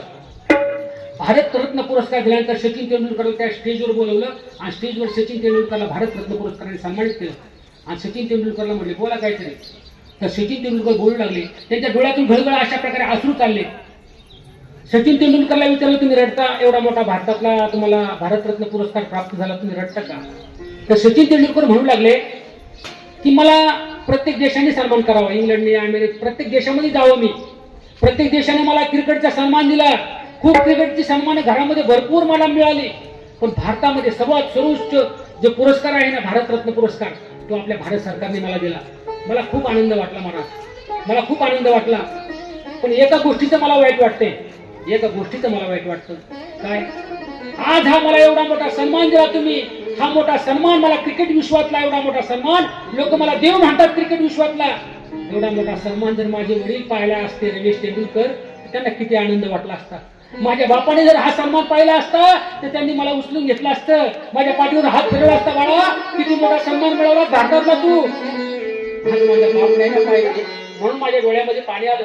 सचिन तेंडुलकरने म्हणावं म्हणून बापाना आपल्या आई असते ना महाराज, बापाना आई आपल्या जीवनामध्ये खूप महत्वाचे आहेत महाराज, खूप महत्वाचे आहेत. आई आणि बाप जर घरात नसेल तर काही जीवनाला अर्थ नाही बा. ही दोन हे रथाची चाकं आहेत, दोन रथाची चाकं आहेत पायी, बाप आणि आई ही रथाची दोन चाकं आहेत. कशी चाकं आहेत? तर एक कवी सांगतो बा सुंदर असं, आई बाप ह्या जोडी कशी आहे मला तुम्हाला सांगू का? आई बापाची जोडी कशी माहितीये घरातली? त्यांना बाजूला नका करू, 2 भाव असतील 4 भाव असतील, आई एकाने वाटून घेतली बाप एकाकडे टाकला असं कधीच करू नका महाराज. कारण खरी गरज त्यांना म्हातारपणात तेव्हा होती, एका बरोबर राहायची एका बरोबर राहायची. आई एकाकडे बाप एकाकडे, 2 पोत्यावरी आई, 4 पोते 1 पोत्यावरी आई, बाप ठेवलेला असं नका करू. आई बापाची वाटणी करू नका. आई बापा आपल्याकडे ठेवा, हे ज्याच्याकडे असतील त्यांनी दोन्ही सांभाळा. आई बाप कसे असतात तुम्हाला सांगू का? एक कवी सांगतो बा, ऐका दोस्तानो माय बापाची कहाणी, ऐका दोस्तानो माय बापाची कहाणी. बाप नारळतो माय नारळाचं पाणी, माय नारळाचं पाणी, माय नारळाचं पाणी, माय नारळाचं पाणी. ऐका दोस्तानो माय बापाची कहाणी, बाप नारळ खोबर माय नारळाचं पाणी, माय नारळाचं पाणी. बाप नारळाचं खोबरं असेल तर आई नारळाचं पाणी असते महाराज. एकदा नवरा बायको शेजारी झोपलेले रात्रीचे आणि बायकोला नवरा प्रश्न विचारतो, आपली मुलं कोणासारखी दिसतात ती? नवरा बायकोला विचारतो, ही मुलं झोपलेली आहेत कोणासारखी दिसतात? एकदा माय बापा मध्ये पैज अशी हो लागले, सांग कुणावानी बाळ हाय कुणाची सावली. तव हसून माय म्हणे, तव हसून माय म्हणे, थोडी दोघावानी. माय नारळाचं पाणी, माय नारळाचं पाणी, माय नारळाचं पाणी, माय नारळाचं पाणी. बायकोने सुंदर उत्तर दिलं, म्हणजे थोडी दोघासारखी दिसतात, थोडी दोघावानी. माय नारळाचं पाणी, माय नारळाचं पाणी. बाप कष्ट करी माझा करी रान हिरवगार, आय हरीन गाळीज पीक जपती अफार. बाप शिवाराचा धनी, बाप शिवाराचा धनी, माय धन्याची हो राणी. माय नारळाचं पाणी, माय नारळाचं पाणी, माय नारळाचं पाणी, माय नारळाचं पाणी. जीव लावती माय मन मायेच निराळा, माय लपविते डोळा जेव्हा येतो यावगाळ. पुसून माय लपविते डोळा, पुसून डोळ्यातलं पाणी. माय नारळाचं पाणी, माय नारळाचं पाणी, माय नारळाचं पाणी, माय नारळाचं पाणी. आईला रडायला पटकन येतं बरं तुम्हाला. आई ना आईला काही थोडं दुःख होऊ द्या, काय आपल्या मुलाला ठेस लागू द्या, तच दिवशी आईच्या डोळ्यात पाण्याच्या डोळ्यात ठेस लागली तरी बाळा लगेच पळत येणार आई. आणि आई काटा मोडला तरी आई बाळाचा पाय हातात घेतली, मुलगा रडायच्या आधी आईच रडायला सुरुवात करते. मला बाळाला ताप येऊ द्या, आई त्याच्या मिठाई डोक्यावर पट्ट्या ठेवी, बाप निवांत झोपेल. द्याव सकाळच्या दवाखान्यामध्ये काय काळजी करू नको, होईल बरा. बापाला माहिती असतं आपण दवाखान्यात नेणार आहे त्याला, पण आई सारखी रातभर मिठाच्या पट्ट्या ठेवील, त्याला झोका देईल. बाळाला माझ्या तापाला बाळा रात्रभर जागणारी आई असते. लहान मूल लेकरू जर सारखं ते लघवी करून त्याच्या पिशाना वला केला तर बाळांची संपून जातात. मग आई काय करते, त्या बाळांत राहिलं नाही, स्वतःचा पदर त्याच्या खाली अंथरते महाराज. ती स्वतः वल्या अंथरुणावर झोपते आणि बाळाला कोरड्या अंथरुणावर झोपवते महाराज. इतकी आई प्रेम करते आपल्याला. बाळाला काटा मोडला तर रडावं आईने. आणि बाप कसा असतो, बापाला कधी रडायला येत नाही साहेब. बाप आहे ना कधी रडल्याला तुम्हाला दिसणार नाही. बाप कधी रडत नाही पा महाराज. बाप रडल्याला पाहिलाय का तुम्ही कधी? मला तर माझा बाप रडल्याला कधी आठवतच नाही. माझे बाप मला 21व्या वर्षी वारले. पण बाप गेल्याचं दुःख आहे ना महाराज, किती असतं तुम्हाला खरं सांगू का, बाप गेल्याचं दुःख आहे ना खूप असतं महाराज. माझ्या आईनं म्हणजे मला नेमकं माझं लग्न सुद्धा झालं नव्हतं आणि त्यावेळेस माझे वडील गेले. वडील गेल्यानंतर वडिलांच्या काळामध्ये कापरे साहेबांना माहिती, कापरे साहेबांचे वडील जबाजी महाराज कापरे, आमच्या गावातले एकमेव पहिले कीर्तनकार कापरे साहेबांचे वडील. यांनी मला, आमचे कापरे साहेब दिसतात ना त्यांचे वडील जबाजी महाराज कापरे, पहिले माळकरी आणि गावात पहिला हरिपाठा आम्हाला त्यांनी शिकवला. कीर्तन कसं करायचं, विलास कसं बोलायचं, कसं कसं लोकांसमोर प्रगट करायचं, कसं बोलायचं, शब्द कसे असावेत, शब्द फेक कसे असावे, बाबांनी मला शिकवले. तर त्या ठिकाणी वडील वारले बाबांचे. आमचे वडील एक कापरे साहेबांना आम्ही एकमेकाबरोबर बंधुतुल्य प्रेम करतो. एकामेकाचे भाऊ एक वेळेस मला धावून येणार नाही, पण साहेब माझ्या घरात धावतात. काही असो, पण कापरे परिवार माझ्या बंधूप्रमाणे मला प्रेम करणारे. किती प्रेम, बाप किती प्रेम करतो. बाप गेल्यानंतर कसं होतं सांगतो तुम्हाला महाराज. बाप गेल्यानंतर माझ्या जीवनात मला विचारा, बाप गेल्यानंतर काय अवस्था होती माणसाची. बाप होता तोपर्यंत मला कधी जाणवलं नाही काही, पण माझा ज्यावेळेस बाप वारला ना, बाप वारल्यानंतर मला आखी चंचन भासू लागली. ही माझी मिसेस आहे. लग्न केलं वर्ष लग्न होत नाही, लवकर लग्न करून. आता एक तर नोकरी नाही, एक तर काय नाही, शेती कोरडो, लग्न करून दिलं. अशा अवस्थेमध्ये खूप तारांबळ झाली माझी. अशी इतकी तारांबळ झाली महाराज, अक्षरशः एकदा अशा प्रसंगाला मामाची वावरं आम्ही वाटाणी करायचो आणि चप्पल तुटली. चप्पलच नाही महाराज मला पायात घालायला. काय करावं, चप्पल नाही आता काय करायचं. आणि कोणाला मागायचं, मी कोणाला कधी काही मागितलं नाही आयुष्यात. माझी चप्पल तुटू, खायला नसू. मला अक्षरशः 2-2 महिने डाळ आणि कांदा साहेब, सकाळचा डाळ आणि संध्याकाळची डाळ कांदा, असं डाळ कांदा मी कधी न खाणारा. वडिलांच्या काळामध्ये खूप लाडात वाढलेलो, परंतु वडील वारल्यानंतर मला काय समजेनच काय करावं. कामं लागे ना कुठं. त्यावेळेस आता MIDC होते आपल्याकडं. चपला तुटल्या आणि वडिलांच्या चपला होत्या ठेवलेल्या अशा ठेवणीवर वरती. मालदाचं घर होतं तिथं ठेवणीवर अशा ठेवलेल्या होत्या चपला. चुकून त्या टाकायच्या राहिल्या होत्या, कारण माणूस गेल्यावर त्याची वस्तू एकही ठेवत नाही, काठी ठेवत नाही, कपडे ठेवत नाही, काही ठेवत नाही. पण वडिलांच्या चपला दिसल्या मला तिथं.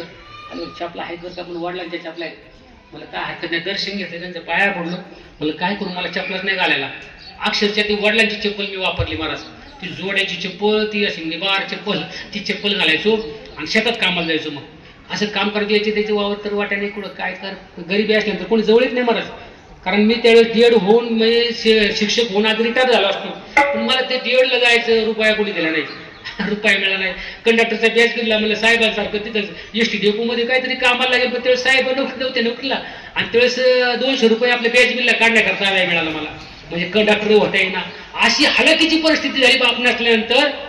तर अक्षरशः माझी अंडरपॅन्ट फाटून गेली महाराज. आता काय करायचं बाबा, अंडरपॅन्ट फाटून गेली, आता चड्डीच नेसायला राहिली. अक्षरशः रे बाई, एक चड्डी दिसली बापाची चड्डी. वडिलांच्या चपला कधी कोण साहित्य वापरतं का महाराज? मार गेल्यानंतर मेलेल्या माणसाचं साहित्य कोणी वापरलं मला तर वाटत नाही मंडपात कोणी असेल बाबा. मी चपला वापरल्या, बापाची अंडरपॅन्ट होती ती सुद्धा मी वापरली महाराज. वडिलांची अंडरपॅन्ट सुद्धा वापरायची वेळ आली. वडील गेल्यानंतर खूप तारंबळ झाली. अशी एक अवस्था होती, मला वाटलं एकदा तर मरून जावं आता, आत्महत्या. माझी एक मुलाखती पहा, म्हणजे गोरख महाराज सांगले यांच्या YouTube चॅनलला तुम्ही आपली संस्कृती आपला इतिहास चॅनलचं सबस्क्राईब करा. आणि त्याच्यावर माझा एक व्हिडिओ टाकलेला आहे मी माझ्या जीवनातला, की माणसं आत्महत्या का करतात बाबा, त्या लेवलला माणसाने जीवनामध्ये कसं राहिलं पाहिजे, काय केल्यानंतर आपलं चांगलं होतं नक्कीच. मी परमार्थाची कास सोडली नाही महाराज, परमार्थ करत राहिलो आणि अक्षरशः खूप चांगलं झालं. आज इतकं चांगलं झालं तर आज माझी मुलगी डॉक्टर आहे, माझा मुलगा चांगला पैसे कमवतो, गाडी 4 व्हीलर गाडी, घरी चांगलं झालं. मी समाजात पण एवढी तारंबळ झाली, पण कीर्तनाचा प्रवचनाचा रुपया कधी घरात वापरला नाही माझा, मी आयुष्यात नाही वापरला कधीच. खूप चांगलं झालं, खूप देवाने चांगलं केलं. फक्त परमेश्वराची पाठ राखत परमेश्वराचे चरण सोडले नाही, एवढंच केलं जीवनामध्ये. बाप तुम्हाला कधी रडताना दिसणार नाही, माझा बाप कधी रडताना मी पाहिला नाही. बाप रडत नाही, पण बाप एक प्रसंगाला सांगतो, बाप एक प्रसंगाला रडतो महाराज. कधी रडतो बाप माहिती का? बाप साठवितो अश्रू वाट पाहे त्या क्षणाची, बाप साठवितो अश्रू वाट पाहे त्या क्षणाची, जन्मभराची रडत लेक जाताना सासरी, लेक जाताना सासरी. बाप असताना कधीच रडत नाही. लेकीला वाट लावताना बाप रडतो महाराज.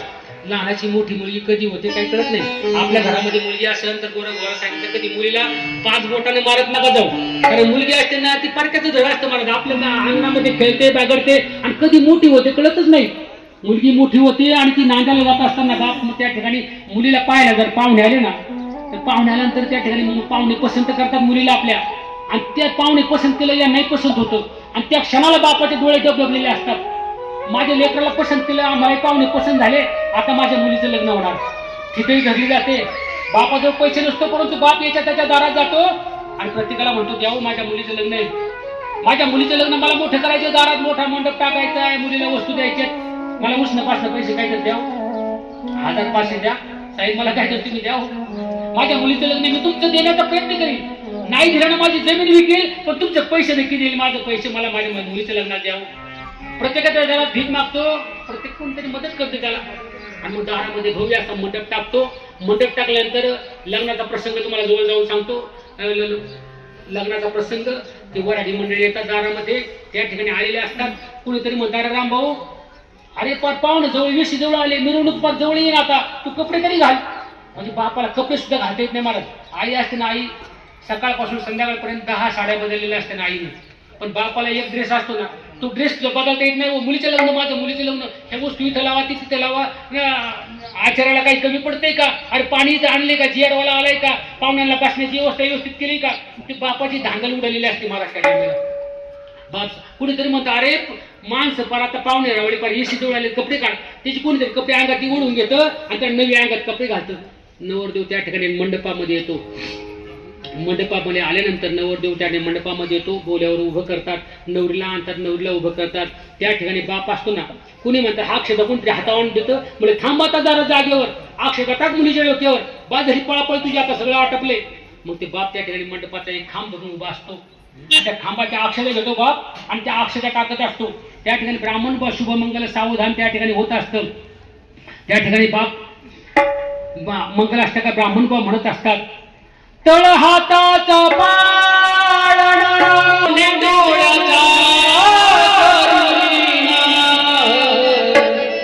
माझ्या लाड त्याले गेला खूप खूपची कविना, लाडाची लेक माझी कशी दिसते साजी, आज माहेर सोडून कशी चालली सासरी. तो पाहुण्याला म्हणत असतो जीवातला जीव केला आणि तुमच्या हवाली, आता तुम्ही माय बाप हिच्या जीवाची सावली. तो म्हणत असतो जीव खालीवर होतो तुला पाठविता राणी, एका डोळ्यात आनंद एका ग पाणी, एका डोळ्यात ग पाणी, शुभमंगल सावधान. सर्वजण अक्षर टाकतात, बापाच्या डोळ्यात डबडबलेले असतात, बापाच्या डोळ्यातून अश्रू चाललेले असतात. मुलीला वाट लावत असताना आई रडताना सर्व जग पाहतं, सर्व गावकरी पाहतात. आई आणि मुलगी किती रडते एकमेकाच्या गळ्यामध्ये पडून. मुलगी आईला कवटाळते आणि मुलीच्या डोळ्यावरून हात फिरवते, डोक्यावरून हात फिरवते. आई मोठ्याने रडताना आपण आईला पाहतो, पण बापाला रडताना कधी पाहिलं महाराज? बाप त्या मंडपामध्ये रडताना पाहिलंय का आपण? कधी नाही पाहिलं ना. पाहत चला. बाप त्या मंडपाचा खांब धरून उभा असतो. ज्याला मुलगी आहे त्याला समजेल महाराज. बाप त्या मंडपाचा खांब धरून कसा तरी खांबाचा आधार घेऊन उभा असतो आणि सगळ्याला मुलगी भेटते, भावाला भेटते, बहिणीला भेटते आणि गाडीमध्ये बसायला जाते. आणि आई म्हणते अगं तुझा बाप तिथं उभा आहे, बापाला विचारली नाही तुझ्या बापाला. मग मुलगी आपल्या वडिलांकडे पाहते. बाप त्या मुलीकडे पाहत असतो. मुलगी पळत येते आणि बापाच्या पायावर मिठी मारते. पाया पडणार तर बाप तिला उचलून घेतो आणि छातीची कवटाळतो. मुलीला घट्ट अशी मिठी मारतो महाराज. लोक सोडण्याचा प्रयत्न करतात ती मिठी. माई लेकराची मिठी सोडून दाखवा. बापाने मारलेली लेकीला मिठी ती सुटत नाही काही केल्या. मुलगी म्हणते बाबा बाबा काळजी घ्या बाबा तुमची. बाबा काळजी घ्या, आता मी तुमच्याकरता नाही राहिले, आता मी दुसऱ्याची झाले, मी चालले बाबा आता. बाप रडत असतो आणि मला काहीतरी आशीर्वाद द्या मुलगी म्हणते. बाप म्हणतो, बापाच्या डोळ्यातून घळघळ अशा प्रकारे अश्रू पडतात ना, अश्रू पडतात ते मुलीच्या पाठीवर पडत असतात. बापाचे अश्रू त्या मुलीच्या पाठीवर पडतात आणि ते अश्रू जणू सांगत असतात, बाळा बाळा माझा आशीर्वाद तुला सारखा तुझ्या आयुष्यभर तुझ्या पाठीशी आहे, माझा आशीर्वाद तुझ्या सदैव पाठीशी आहे बाळा. त्या अश्रू त्या मुलीच्या पाठीवर पडत असतात. मुलगी बाबांचे बाबा थांबा मला तुमचे दर्शन घेऊन द्या. मुलगी पायाला वागते. पडते पाया बाबा तुमच्या काय मागणे मागू पाया बाबा तुमच्या काय तुम्ही मला आधार देवळा कसे कुणाला सांगू, तुम्ही मला आधार देवळा कसे कुणाला सांगू. पडते पाया बाबा तुमच्या काय मागणे मागू. पडते पाया बाबा तुमच्या काय मागणे मागू. बाबा आता मी जाणार. बाप म्हणतो मुलीला, बाळा ह्या गरीब बापाकडून काही चुकलं असेल, लहान असताना तुला जर चापटीने कधी मारला असेल तर मला क्षमा कर बाळा. या गरीब प्रपंचामध्ये तुला मी काही देण्यामध्ये कमी पडलो असेल, तुझं लाड करण्यामध्ये कमी पडलो असेल बाळा, तुला कधी खाऊला पैसे नसतील दिले बाळा, या गरीब बापाला माफ कर. तुला सगळ्या वस्तू देण्याचा प्रयत्न केलाय, फ्रीज दिला, टीव्ही दिला, दिवाण दिलाय बाळा, तुला अजून काही लागलं तर माग बाळा. ती मुलगी म्हणत असते, बाबा मला काही नको, फक्त तुमचा आशीर्वाद द्या, मला तुमचा आशीर्वाद पाठीशी असू द्या. अशी मुलगी असते महाराज. मुलगी असताना लहानाची मोठी कधी होते कळत नाही, परंतु तो बाप असतो ना, तो बाप आपल्या मुलीवर इतकं प्रेम करतो, मुलावर सुद्धा इतकं प्रेम करत असतो. आपल्या मुलांकरता एकदा म्हातारा झाला ना बाप म्हातारा झाला ना, आप सुखच आपल्या मुलांच्या नावावर सगळी इस्टेट करून टाकतो महाराज. कधी म्हणत नाही आपण म्हातारा झाल्यानंतर ही मुलं मला घराच्या बाहेर हाकलतील, मला सांभाळणार नाहीत, मला डॉक्टरकडे नेणार नाहीत, असं बाप कधीच विचार करत नाही महाराज. कुठलाच बाप करत नाही की माझ्या नावावर थोडे पैसे ठेवू द्या, माझी मुलगा पुढे मला सांभाळतात का नाही काही कळत नाही. अशी मुलं पाहायला मिळतात, बापाची सही अंगठी घेतात महाराज. आणि मी अशी मुलं पाहिली महाराज, मेल्यानंतर बापाला त्या ठिकाणी दवाखान्यात जातात आणि मेल्यानंतर त्या मृत्यूच्या ठिकाणी ते बापाचे ठसे घेतात आणि मी पाहिले महाराज. अशी मुलं आहेत महाराज. इस्टेटवरून भांडणं, इतकी इस्टेट नका कमू की आपल्या पोरामध्ये भांडणं लागतील, इतकी नका कमू, इतकी इस्टेट कमू नका महाराज की आपली पुढे जाऊन मुलं दारुडी निघतील, व्यसने निघतील, पैसे संपून टाकतील, असं इतकं कमू नका. ज्याची मुलं चांगली आहेत ना, ज्याची मुलं चांगली आहेत त्यांनी अजिबात पैसे कमवायची गरज नाही बघा पैसे. त्यांची मुलं पुढे जाऊन पैसे कमवणारच आहेत. ज्यांची मुलं चांगली आहेत ना, सुसंस्कृत, त्यांनी आई बापांनी पैसे कमवू नका. आणि ज्यांची मुलं नालायक आहे ना, त्यांनी अजिबात कमवू नका, कारण तुमच्या डोळ्यासमोर ती संपवणार आहे महाराज. किती पैसे कमवा, नालायक मुलं असतील ना, तुमच्या डोळ्यासमोर सगळं संपवलेलं असेल. एक मुलगा शेअर मार्केटमध्ये बापाने एवढी इस्टेट कमवली शिरूरमध्ये, पण त्या बापाला भिकारी केलं महाराज. त्या मुलानं जवळजवळ 40 कोटी का 35 कोटी सांगतात बुवा, एवढे कोटी त्या मुलाने एका रात्री संपून टाकली शेअर मार्केटमध्ये. काय केलं त्यांनी, काही ऑनलाईन गेम खेळतात, काय मुलं करतात आपली. अरे अशी मुलं जर सुसंस्कृत नसतील तर त्या मुलांकरता काहीच कमवू नका महाराज, ती पुढे जाऊन संपवणारी. कापड कष्ट करू नका, कमवू नका. म्हणून बाप काय करतो माहितीये का, आपल्या मुलांच्या नावे सगळं करून टाकीत असतो.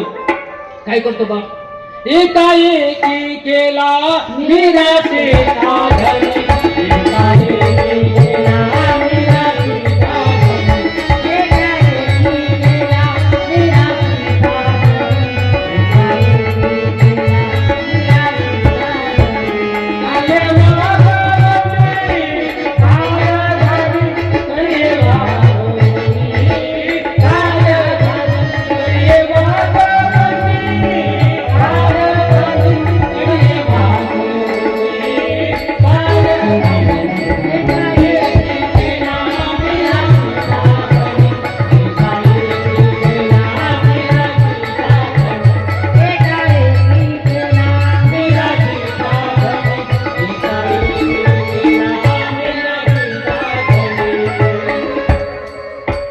जम्बूदीपे भरतखंडे आर्यावर्ते भारतवर्षे एक नगरी है विख्यात अयोध्या नाम की। ये नाम भूमि है परम पूज्य हम कथा सुनाते राम चरण गुण गान की। ये रामायण है पुण्य कथा ये रामायण है पुण्य कथा रघुपति राघव राजा राम पतित पावन सीताराम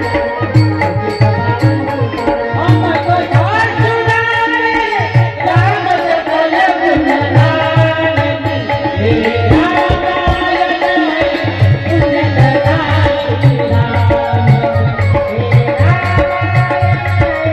पुण्य कथा।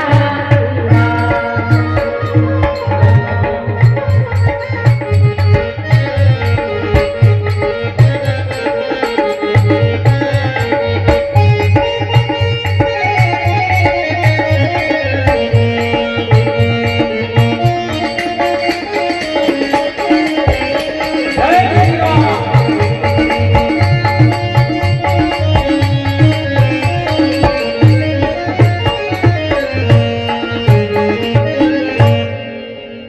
सकाळचा प्रसंग दशरथ राजा उठलेले आहेत, स्नान वगैरे झालं आणि त्या ठिकाणी देवपूजा आटपून दशरथ राजा आरशासमोर गेले.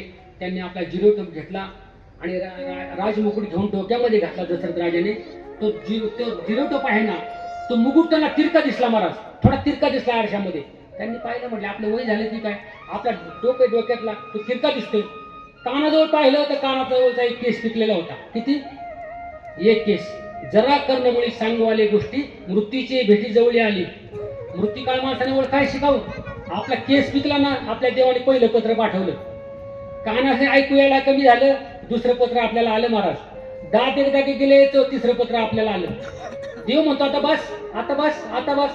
पण आपण थांबायलाच तयार नाही महाराज. डोक्याची केस काळे करू करू घेतो.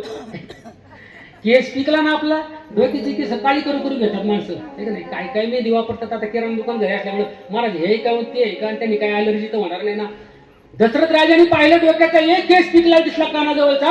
दशरथ राजाच्या मनामध्ये आलं, हे राज्य आपण श्रीरामाला देऊन टाकावं, आज आपण निवृत्त व्हावं. दशरथ राजा म्हणतात, त्यांच्या मनामध्ये कल्पना आली. वशिष्ठजींना बोलून घेतलं. वशिष्ठजी, मला एक कल्पना आली की हे राज्य आहे रामाला देऊन टाकावं. वशिष्ठजी म्हणले, चांगलं आहे, खूपच चांगले, खूपच चांगली बातमी सांगितली तुम्ही. खरंच रामाला राज्याभिषेक केला पाहिजे, रामाला गादीवर बसण्याची वेळ आली. दसऱ्याची मुहूर्त कधी? म्हणले उद्याचाच. उद्या जरी बसवलं तरी हरकत नाही. आणि मग काय, उद्या श्रीरामाचा राज्याभिषेक होणार. सर्वत्र नगरामध्ये दौंडी द्या, रामाचा राज्याभिषेक होणार आहे. प्रभू रामचंद्राचा राज्याभिषेक सर्व नगरामध्ये दौंडी दिली. सर्व नगर शृंगारलं गेलं, पुढ्यातून उभारली. त्या ठिकाणी सगळं समाधान केलं, रांगोळ्या काढल्या, फुलांनी त्या ठिकाणी आखी नगरी सजली गेली महाराज. अयोध्या नगरी सजवली गेली. राम गादीवर बसतात, सगळ्यांची धावपळ. उद्या राज्याभिषेक रामाचा. राज्याभिषेकाची तयारी चालू झाली. सगळ्यांना आनंद, धावपळ सुरू झाली. सगळ्या महालामध्ये बातमी समजली आणि बातमी कैकेयीला सुद्धा समजली. माझा राम गादीवर बसणार आहे, माझा राम गादीवर बसणार आहे. कैकेयीला सुद्धा आनंद झाला महाराज, कैकेयीला आनंद झाला. पण ही बातमी कुठं कळाली? लंकेत कळाली महाराज. लंकेत राम गादीवर बसणार आहे. ते 33 कोटी देवांना समजलं की राम आता अयोध्येमध्ये गादीवर बसणार आहेत. आणि देव कुठं होते? 33 कोटी देव कुठं होते? रावणाने त्यांना बंद करून ठेवलं होतं. रावणाने त्यांना अटक केली होती. रावणाच्या सेंट्रल जेलमध्ये 33 कोटी देवबंदी शाळेत होते. त्या देवांनी म्हटले, अरे राम जर गादीवर बसला, राम जर गादीवर बसला तर आपली सुटकाच होणार नाही. आता आपल्याला सोडवणारा कोण आहे? रामच आहे. राम जर या ठिकाणी लंकेत आला तर रावणाला मारणार, नाही तर रावण जर नाही मेला तर आपली काही सुटका होणार नाही. मग म्हणले काय केलं पाहिजे? म्हणले आता असं करा. सरस्वती मातेला विनंती केली. सरस्वती मातेला विनंती केली आणि सरस्वती मातेला देवांनी सगळ्यांनी म्हटलं की आम्हाला यातून सोडवा. सरस्वती माते, आम्हाला यातून सोडवा, काही करा पण आम्हाला सोडवा. तुम्ही जाऊन अयोध्येत जा, अयोध्येत जा, त्या ठिकाणी अयोध्येत कोणाच्या तरी मनामध्ये घुसा आणि त्याला राम गादीवर नाही बसला पाहिजे असं काहीतरी करा, बरं का. तर म्हणले ठीक आहे. मग सरस्वती माता आली आणि अयोध्येच्या प्रत्येक घरात जायची. आता प्रत्येक माणूस पुण्यवान ना, अयोध्येतला प्रत्येक माणूस पुण्यवान आहे. एकाच्याही मनामध्ये सरस्वतीला गोष्ट आहे ना का रामाला गादीवर बसू नका असं कोणालाही शिकवता येईल ना. मग तिने काय केलं म्हणले कोण आहे अयोध्येच्या बाहेरचं या तुमच्या औरंगाबादच्या गावच्या बाहेरचं कोण आहे बा. त्या गावच्या बाहेरची माणसं शोधायला सुरुवात केली. तर त्या गावामध्ये एक बाहेरचा माणूस होतो. कोण होतं माहिती का? ज्यावेळेस कैकईचे लग्न झालं होतं, कैकई दशरथ राजाबरोबर कैकईचे लग्न झालं होतं त्यावेळेस कैकई बरोबर तिच्या बापाने काय केलं होतं एक सप्रेम भेटवस्तू दिली होती. कोणती? आपण जसं कपाट देतो दिवाण देतो तसं कैकई बरोबर एक मंथरा नावाची दासी मला सप्रेम भेट घेऊन जा तुझ्या बरोबर. मंथराला देऊन टाकली होती. मंथरा नेमक्या आयोजनामध्ये होती आणि मंथराच्या डोक्यामध्ये सरस्वती मातेने विकल्प घुसला आणि त्या विकल्पाने काय केलं ती मंत्रा मोडाली राम गादीवर बसणार. कैकई तुला वेळ लागलं का म्हटले. अरे कैकई काशाला आनंदांना असते. कैकई म्हणते माझा राम गादीवर बसणार आहे, माझा राम राजा होणार, माझा राम राजा होणार. ती मंत्रा काय म्हणते माहिती का? ती कारण तिच्या डोक्यामध्ये कोण घुसलंय विकल्प घुसलाय आणि विकल्प म्हणते अगं काय तुझा राम गादीवर बसणार. तू भरताला जर गादीवर बसवलं ना तर तू भरताची आई राजमाता होशील. राम जर गादीवर बसला तर तुला दासीचा पुत्र होऊन राहावं, तुला दासी होऊन राहावं लागेल. राजमाता तुला कोणी म्हणणार नाही. अगं भारताला गादीवर बसव. अगं नाही म्हटली राम गादीवर बसला पाहिजे, राम गादीवर बसला पाहिजे. असं कसं भारताला गादीवर बसवता येईल? नाही म्हटले राम बसला पाहिजे. मंत्राला वाटलं काय डोकं फोडून घ्यावं का याच्या पुढे काय ऐकणार. काही घरामध्ये जर कधी सुन्न आणत असली ना तिला शिकवायचा प्रयत्न करतात. ती कधी बाहेर येते, कधी पाण्याला जाते, कधी धुवायला जाते. मग तिच्या कानात काहीतरी सांगायचं झाली घरात भांडण का फुटलं घर. काही अशी मंत्रासारखे असतात बघा. मंत्रासारखे आवडला कुठे असतात बघा. ते मंत्रा शिकवणार आपल्या सुनेला ते घर फुटलं बा. भावात काहीतरी मंत्र असतात असे शिकवणारे असतात. तसं मंत्राला सांगितलं. मंत्रा म्हणजे काय माझं ऐका ना बाबा. ते काही काय करावं ऐका ना. मंत्रा चक्कर येण्याचं निमित्त केलं. मंत्रा खाली पडली. पडत असताना काही काय म्हणते अगं मंत्रा तुला काय झालं पडतेस का काय खाली. म्हणून काही तिला धरायला गेली आणि तिचा हात धरल्याबरोबर झालं काय माहिती का? जसं लाईट मध्ये करंट असतो ना आणि ती वायर दोन्ही सोडलेल्या असतात. एखाद्या जर चिकटलं त्याला एखाद्या चिकटलं दुसरं जर सोडायला गेलं का त्याला धरलं का तेच चिकटात लाईटला. तसं झालं कोणाचं कैकईने काय केलं मंत्रा पडते म्हणून मंत्राला धरायला गेली. ते करंट उतरला ना तिच्यामध्ये आणि मग कैकई मध्ये करंट आला. करंट मध्ये आल्यानंतर कैकई सुद्धा म्हणायला लागली मंत्रा तू म्हणते तेच बरोबर आहे, तू म्हणते तेच बरोबर आहे. भारतालाच गादीवर बसवलं पाहिजे. राम म्हटले राम कोण? माझा नाही राम. कोणतले तर राम माझा रामच नाही. मी का म्हणते रामाला गादीवर बसवा. नाही कसं बसवायचं आता म्हणले. मंत्रा म्हटले तुला एक युक्ती सांगते. तू ज्यावेळेस स्वर्गामध्ये युद्ध करायला गेले होते ना दशरथ राजा बरोबर त्यावेळेस रथाचं टाक तुटलं होतं. रथाचं चाक तुटल्यानंतर तू काय केलं होतं रथामध्ये हात घातला होता. हात घालून तू दशरथ राजाला विजय मिळवून दिला होता स्वर्गामध्ये. बरोबर कैकईने हात घातला होता रथाच्या हातामध्ये. तुम्ही म्हणतात बाया माणसाच्या हातामध्ये कुठे एवढी ताकद असते का महाराज?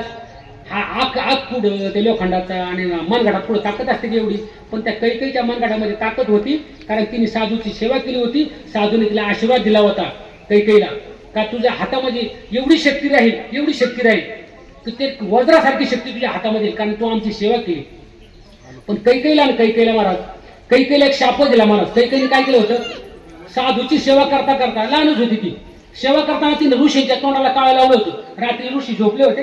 आम्ही शाळेत असतानाच करायचो महाराज. रात्रीचं नाईट स्टडीला गेलो रात्रीच्या क्लासला का सगळी मुलं झोपली तर पहिले चिमण्या लावायचे.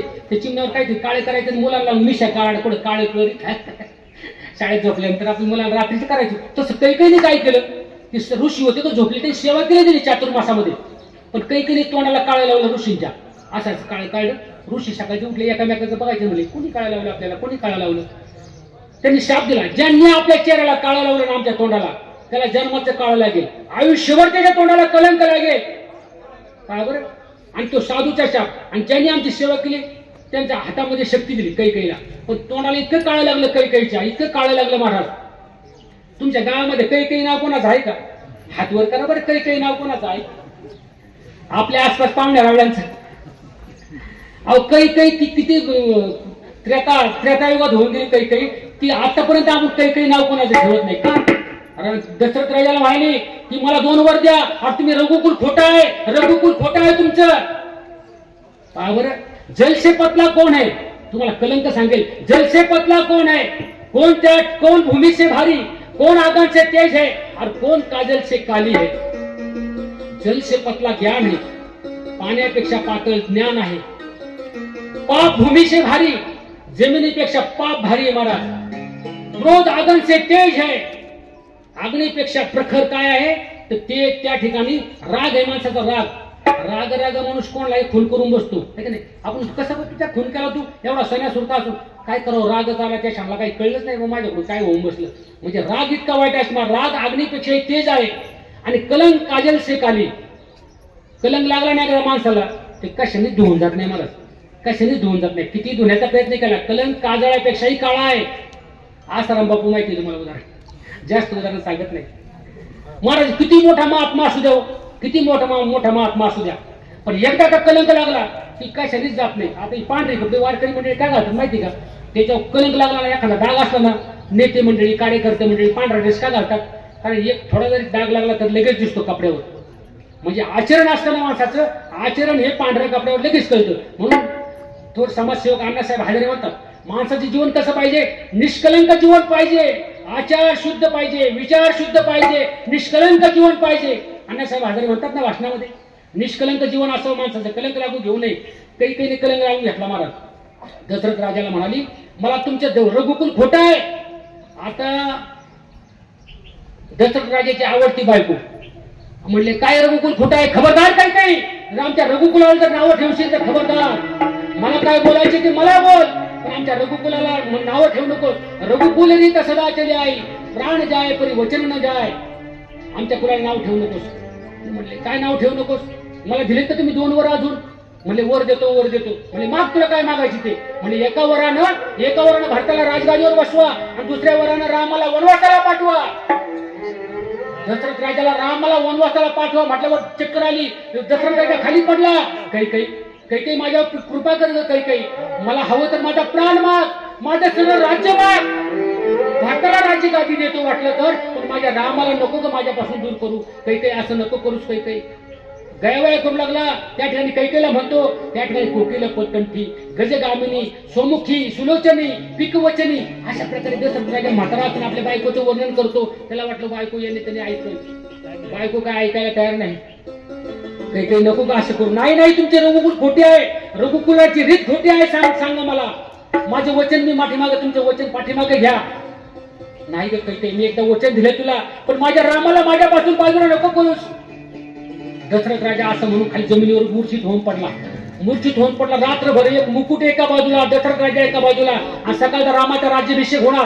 त्या ठिकाणी सुमंत प्रधान आले म्हणजे रामाचा राज्याभिषेक करायचा आहे. दशरथ राजा दिसत नाही. दशरथ राजाला पाहण्याकरता आले काही माता कुठे दशरथ राजा आहे म्हणजे पाहिलं पडलेले दिसतात. म्हणजे सुमंत प्रधान या नात्याने तुम्हाला विचारतो दशरथ राजांना झाले काय सांगा तर तुम्ही काय झाले म्हणले मला काय माहिती. रात्री माझ्याकडे आले मी त्यांना सांगितलं भारताला गाडीवर बसा रामाला वनवासाला पाठवा ते खाली पडले मला काय माहिती काय झालं. त्यांना पाणी मारून त्यांना शुद्धीवर आणलं आणि मग राम त्या ठिकाणी आले. त्यांना सगळी बातमी समजली की गाडीवर भारताला बसवायचे. रामाने लगेच होकार दिला. राम म्हणला पित्याचं वचन बरं का हीची विष्णूची महापूजा ठीक नाही. स्वामी काज गुरु भक्ती पितृवचन सेवापती हीच विष्णूची महापूजा अनुभव नाही तुझ्या. काही दुसरे करण्याची गरज नाही महाराज. आपल्या बापाचं वचन जर तुम्ही मानलं बाप सांगेल त्याप्रमाणे जर वागत असताल ना तर विष्णूची पूजा देवाची पूजा करायची गरजच नाही तुम्हाला. एखादी पत्नी असेल एखाद्या पत्नीने आपल्या नवऱ्याची सेवा जर केली ना मनोभावे तुम्हाला देवाची सेवा करायची गरजच नाही महाराज. पतिव्रतेबद्दल तुम्हाला अनेक उदाहरण शांडिल्या असेल त्या ठिकाणी अनुसया माता असेल सीता तारा ज्या ठिकाणी मंदोदरी असतील अशा पतिव्रता होऊन गेल्या. आणि सूर्याला उगून नाही दिलं त्यात काय नाही शांडिल्य नाही. सूर्य जर कसा उगवतो पाहतो माझा नवरा म्हणतो ना मी सूर्याला उगवून देत नाही. एवढी तुमच्यामध्ये शक्ती आहे. फक्त पतीची मनोभावे सेवा करा तुम्हाला त्यातच परमेश्वर आहे. मुलाने काय करायचं आपल्या बापाची सेवा करायची आईची सेवा करायची त्याच्यातच तुम्हाला परमार्थ आहे. बाकी दुसरं काही करायची गरज नाही मला. माय बाप केवळ दासी माय बाप केवळ दासी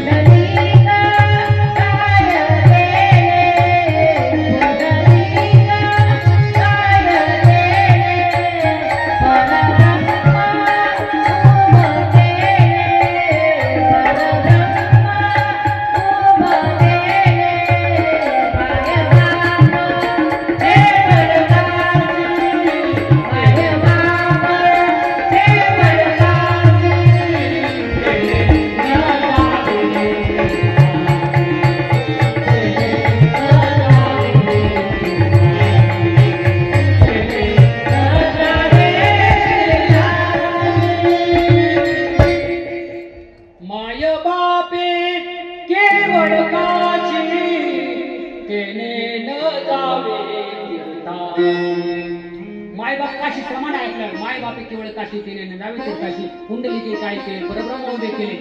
दशरथ राजाला त्या ठिकाणी मोशीदूर आणलं. राम वनवासाला जायला निघाले आणि त्या ठिकाणी सुमित्रा कौशल्य माता म्हणते रामा नको रे जाऊ आम्हाला सोडून, नको जाऊ आम्हाला सोडून. त्या ठिकाणी कौशल्य मातेचा विरोध घेतला. आई मला गेलं पाहिजे, पित्याचं वचन मानलं पाहिजे. आपल्या बंधूचं लक्ष्मण भाया केले. लक्ष्मण भाया म्हणले सावलीप्रमाणे मी रामा, मी तुमच्याशिवाय राहू शकत नाही, जगू शकत नाही. लक्ष्मण भैयाही यायला निघाले वनवासाला आणि सीताकडे गेले. सीताला निरोप मागू लागले. निरोप कसला माझा घेता, जेथे राघव ते सीता. आता गाऊन दाखवायचं होतं पण गाता नाही कारण वेळ झाला. साहेबांचं मला इतकं हुकूम होते, याला उशीर झाला, वेळ होत चालला. लोकांना जेवणाची वेळ झाली. प्रवचन सांगायचं म्हटलं तर दिवसभरही सांगता येईल असं काय नाही. बाप विषय आई विषय खूप असतं मला सांगण्यासारखं. माझा आई आणि बाप परफेक्ट विषय.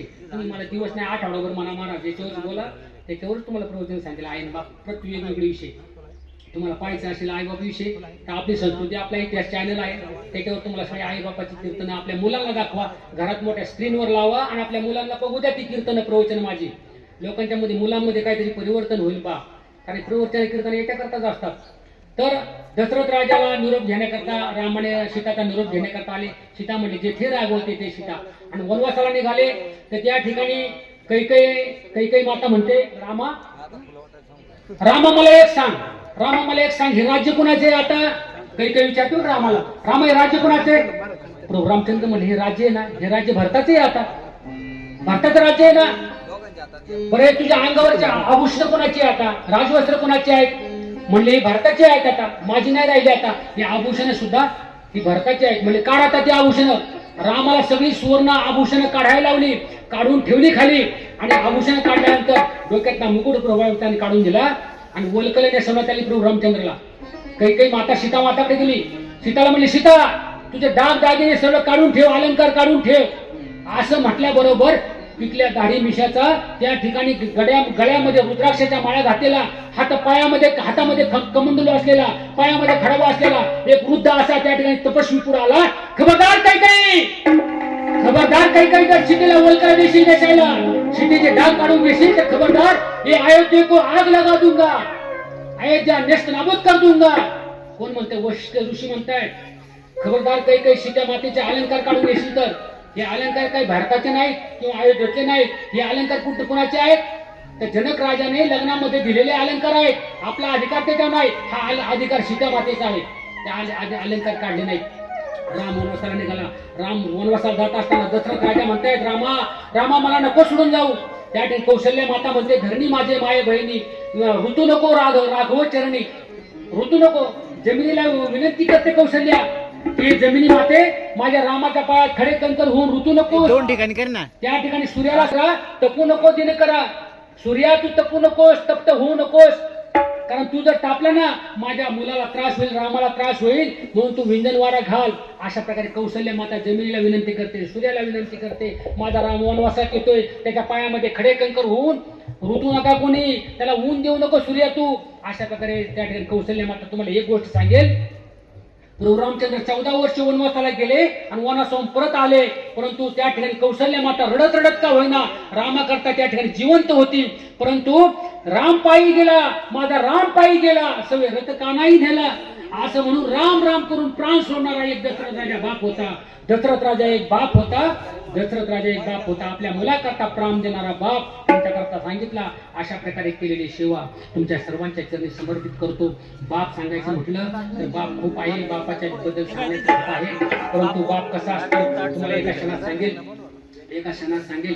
कारण बाप उरामध्ये माया त्याच्या काळ्या मेघावाणी